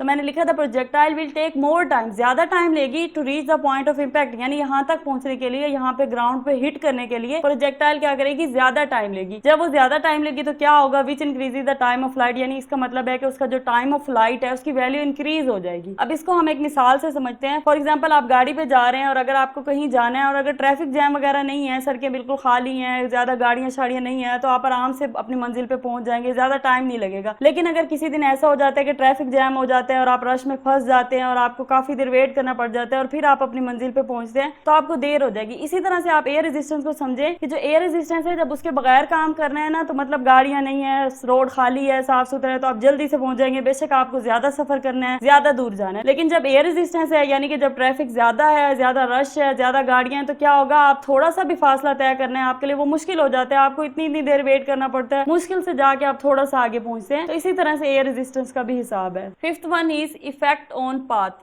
अब हम देखते हैं कि पाथ पे क्या इफेक्ट होता है, यानी कि वो वाला पाथ जो प्रोजेक्टाइल अपनी मोशन के दौरान कवर करती है, जिसे आप यहाँ पर रेड लाइन से देख सकते हैं, जो पैराबोलिक पाथ है जिसे हम पैराबोला कहते हैं, तो उस पर क्या इफेक्ट होगा। उस पर यह है कि air resistance cause the projectile to deviate from its ideal parabolic trajectory making its path more curved. अब क्या करती है air resistance, cause the projectile to deviate. Deviate होता है अपनी असल हालत से हट जाना, अपनी असल हालत को बदल लेना, अपनी असल हालत से आगे या पीछे हो जाना। तो डेविएट कर जाता है from its ideal parabolic trajectory, जो उसका आइडियल पैराबोलिक पाथ है उससे क्या करती है, डेविएट कर जाती है, हट जाती है, और हट के क्या होता है, making its path more curved, और मजीद कर्व्ड हो जाता है। यानी अगर आप इसे डायग्राम से ही देखें तो ये जो पहले वाला पाथ है रेड लाइन वाला विदाउट एयर रेजिस्टेंस वाला, ये पहला पाथ है जो हमने पहले डिस्कस किया था, और ये जो ग्रीन डॉटेड लाइन के अंदर है ये विद एयर रेजिस्टेंस है। तो अगर आप इसे गौर से देखें, एक तो सिर्फ ये पैराबोलिक नहीं रहा बल्कि साथ ये भी हुआ है कि ये कर्व्ड हो गया, यानी एक तो इसने अपने पैराबोला वाली शेप खो दी है। पैराबोला क्या होता है, पैराबोला इस तरह से होती है ना, हाफ कप शेप। पैराबोला की निशानी ये होती है कि अगर हम इसे मैक्सिमम हाइट अगर इस पॉइंट पे है, फॉर एग्जांपल यहाँ से हम एक परपेंडिकुलर ड्रॉ कर लें यहाँ तक, तो जो ये वाला डिस्टेंस है इस साइड वाला, लेफ्ट साइड वाला, और जो राइट साइड वाला है, ये दोनों डिस्टेंस क्या होंगे, हॉरिजॉन्टल डिस्टेंस जो है वो दोनों बराबर होंगे। यानी उस पॉइंट से इधर हॉरिजॉन्टल डिस्टेंस और इस पॉइंट से हाइट से इधर हॉरिजॉन्टल डिस्टेंस आपस में बराबर होंगे। लेकिन अगर हम इस पाथ में देखें तो यहाँ पर तकरीबन मैक्सिमम हाइट बन रही है, और अगर हम यहाँ से परपेंडिकुलर नीचे ड्रॉ करते हैं तो देखिए ये वाला डिस्टेंस बहुत कम है और ये जो इस साइड वाला डिस्टेंस है ये बहुत ज्यादा हो जाता है। तो फिर क्या ये पैराबोला रहा? नहीं, ये पैराबोला नहीं रहा। तो इसने अपनी पैराबोलिक शेप खो दी है, और दूसरा क्या हुआ, ये कर्व्ड भी हो गया। देखिए आप, ये पहले यहाँ से यूं जा रहा था और फिर क्या हुआ, ये क्योंकि इसने पैराबोलिक शेप खोई है, अगर ये पैराबोलिक शेप में रहता तो इस तरह से जाता नीचे, लेकिन इसने पैराबोलिक शेप खोई है तो उसकी वजह से ये इस साइड पे कर्व हो गया, यानी कि इधर जाने के बजाय थोड़ा सा इस साइड पे टिल्ट हुआ और ये कर्व शेप बना लिया इसने। तो ये इफेक्ट होता है हमारा एयर रेजिस्टेंस का पाथ के ऊपर। नेक्स्ट है हमारे पास gravitational force is independent of path followed by an object. अच्छा, आप जो एयर रेजिस्टेंस का इफेक्ट है वो यहाँ पर एंड हो गया। इसके बाद ये जो टॉपिक है ये एक साइड इन्फॉर्मेशन थी आपकी बुक में, तो मैंने सोचा कि हम उसको भी डिस्कस कर लें, क्योंकि जो आप फेडरल बोर्ड वाले बच्चे हैं उनको अक्सर कंसेप्चुअल क्वेश्चन आ जाते हैं, और वैसे भी ये एक इंपॉर्टेंट कंसेप्ट है, आपको पता होना चाहिए इसके बारे में। तो जैसे मैं यहाँ पर लिखा है कि gravitational force is independent of path followed by an object. Gravitational force क्या है, इज इंडिपेंडेंट ऑफ पाथ, उस पाथ से इंडिपेंडेंट है जो ऑब्जेक्ट फॉलो कर रहा है। अब वो कैसे, इसको समझने के लिए आप इस डायग्राम को देखें कि मिसाल के तौर पर हमारे पास दो बॉल्स हैं, एक पर्पल है और एक ग्रीन है, और मैं इसको क्या करती हूँ, मैं इनको नीचे गिराती हूँ। एक को मैं वर्टिकली गिरा देती हूँ सीधा नीचे, और दूसरे को मैं थोड़ी सी हॉरिजॉन्टल वेलोसिटी देकर, जिसे मैंने यहाँ एरो से शो किया है, तो क्या किया कि थोड़ी सी हॉरिजॉन्टल वेलोसिटी देकर ऐसे गिराया, मतलब थोड़ा सा आगे की तरफ गिराया। जैसे अगर आप एक बॉल को सीधा अपने हाथ में पकड़े और ऐसे छोड़ दें तो वो क्या करेगी, वो सीधा नीचे आएगी, और दूसरी बॉल है उसे थोड़ा सा ऐसे आगे करके फेंकते हैं, यानी थोड़ी सी initial velocity on the horizontal axis दे देते हैं, तो क्या करेगी वो बॉल इस तरह से आगे जाएगी। अब दो तरह की बॉल हमारे पास आ गई, एक को हमने वर्टिकली नीचे फेंक दिया, एक को थोड़ी सी वेलोसिटी देके नीचे फेंका। अब यहाँ पर सवाल ये पैदा होता है कि इन दोनों बॉल्स में से कौन सी बॉल ग्राउंड को पहले हिट करेगी। तो इसका जवाब ये है कि दोनों ही balls at the same time ground को हिट करेंगी। क्या जवाब है कि दोनों ही balls at the same time ground को हिट करेंगी। अब आप लोग सोच रहे होंगे कि ऐसा क्यों, ऐसा कैसे हो सकता है, ऐसा तो नहीं हो सकता। तो ऐसा हो सकता है, वो इस तरह से हो सकता है कि जैसे हमने डिस्कस किया था कि एयर रेजिस्टेंस क्या करती है, किसी भी बॉडी की हॉरिजॉन्टल वेलोसिटी को भी डिस्टर्ब करती है और वर्टिकल वेलोसिटी को भी डिस्टर्ब करती है। हमने पढ़ा था ना कि एयर रेजिस्टेंस हॉरिजॉन्टल एक्सिस में भी असर डाल रही है अपना और वर्टिकल में भी डाल रही है, लेकिन जो ग्रेविटी है वो सिर्फ वर्टिकल एक्सिस में अपना असर दिखाती है। लेकिन अगर हम एयर रेजिस्टेंस को निगलेक्ट कर देते हैं, एयर रेजिस्टेंस को नहीं कंसीडर करते, तो क्या होगा कि एक्स एक्सिस के अलोंग कोई भी फोर्स नहीं होगी, क्योंकि एक ही फोर्स ही ना एयर रेजिस्टेंस एक्स एक्सिस के ऊपर। अगर हम उसे निगलेक्ट कर देते हैं तो अब कोई भी फोर्स नहीं होगी। जब कोई भी फोर्स नहीं है तो इसका मतलब है कि इस ग्रीन बॉल को भी जो हॉरिजॉन्टली पहले थोड़ा सा हॉरिजॉन्टली गई है और फिर बाद में नीचे आ रही है, इसको भी एक ही फोर्स इफेक्ट कर रही है, इस पे भी एक ही फोर्स लग रही है, और वो कौन सी है, वो है ग्रेविटी। और अगर हम इस पर्पल बॉल को देखें तो ये तो ऑलरेडी वर्टिकल डायरेक्शन में थी, इस पर तो पहले से ही सिर्फ एक फोर्स लग रही थी और वो थी ग्रेविटी, और अब इस पर भी सिर्फ ग्रेविटी लग रही है क्योंकि हमने एयर रेजिस्टेंस को निगलेक्ट कर दिया है। तो फिर होता ये है कि ये दोनों बॉल्स क्योंकि सिर्फ एक ही फोर्स के इफेक्ट के अंदर हैं, इसलिए दोनों force at the same time नीचे आती है। वो इसलिए सेम टाइम नीचे आती है क्योंकि ग्रेविटी जो है वो दुनिया में हर चीज को एक जैसा नीचे खींचती है, एक जैसी फोर्स लगाती है, वो कांस्टेंट है, उसकी वैल्यू जो है 9.8 मीटर पर सेकंड स्क्वायर है, वो कांस्टेंट है, वो सारे ऑब्जेक्ट को एक ही कुव्वत के साथ नीचे खींचती है। तो जो चीज इस बॉल को नीचे देर से ला सकती थी वो थी एयर रेजिस्टेंस। अगर आगे एयर रेजिस्टेंस होती तो जैसे हमने पीछे डिस्कस किया कि अगर हवा होती तो रुकावट आ जाती, जिसकी वजह से टाइम क्या होता है, ज्यादा लग जाता है। जैसे हम टाइम वाले इफेक्ट में भी पढ़ के आए हैं कि अगर हवा आ जाती तो इसकी वेलोसिटी जो है, जो हॉरिजॉन्टल वेलोसिटी है इस ग्रीन बॉल की, वो डिक्रीज हो जाती है। जब वो डिक्रीज होती तो उससे ज्यादा टाइम लगता नीचे आने में, इसलिए ये वाली बॉल बाद में आती नीचे और ये जो पर्पल वाली बॉल है ये पहले आ जाती। लेकिन जब हम एयर रेजिस्टेंस को निगलेक्ट कर देते हैं तो चाहे इसने ज्यादा रेंज कवर किया, चाहे इसने ज्यादा हॉरिजॉन्टल डिस्टेंस कवर किया, लेकिन उसके बावजूद क्योंकि ग्रेविटी दोनों एक ही जैसे फोर्स के साथ नीचे खींच रही है, एक ही जितनी फोर्स लगा रही है, क्योंकि ग्रेविटी की वैल्यू कांस्टेंट है, इसलिए ये दोनों balls at the same time नीचे ग्राउंड को हिट करेंगी। और इस टॉपिक को यहाँ पर शामिल करने का मकसद ये था क्योंकि हम एयर रेजिस्टेंस को पढ़ रहे थे, उसके इफेक्ट को पढ़ रहे थे, तो यहाँ पर हमें पता चल गया कि अगर हम उसे निगलेक्ट कर दें तो ये दोनों एट द सेम टाइम नीचे आएंगी, और अगर हम उसे निगलेक्ट ना करें, इसे इंक्लूड कर लें, तो फिर क्या होगा, ये ग्रीन वाली बॉल बाद में आएगी और जो पर्पल वाली बॉल है वो पहले पहले आ जाएगी। तो आई होप कि आपको ये वाला कंसेप्ट भी क्लियर हो गया होगा। तो ये था बच्चों आज का लेक्चर। आई होप आपको लेक्चर समझ आ गया होगा, लेकिन अगर आपको फिर भी कोई कंफ्यूजन है तो आप कमेंट सेक्शन में लाजमी बताइएगा, हम दोबारा डिस्कस कर लेंगे।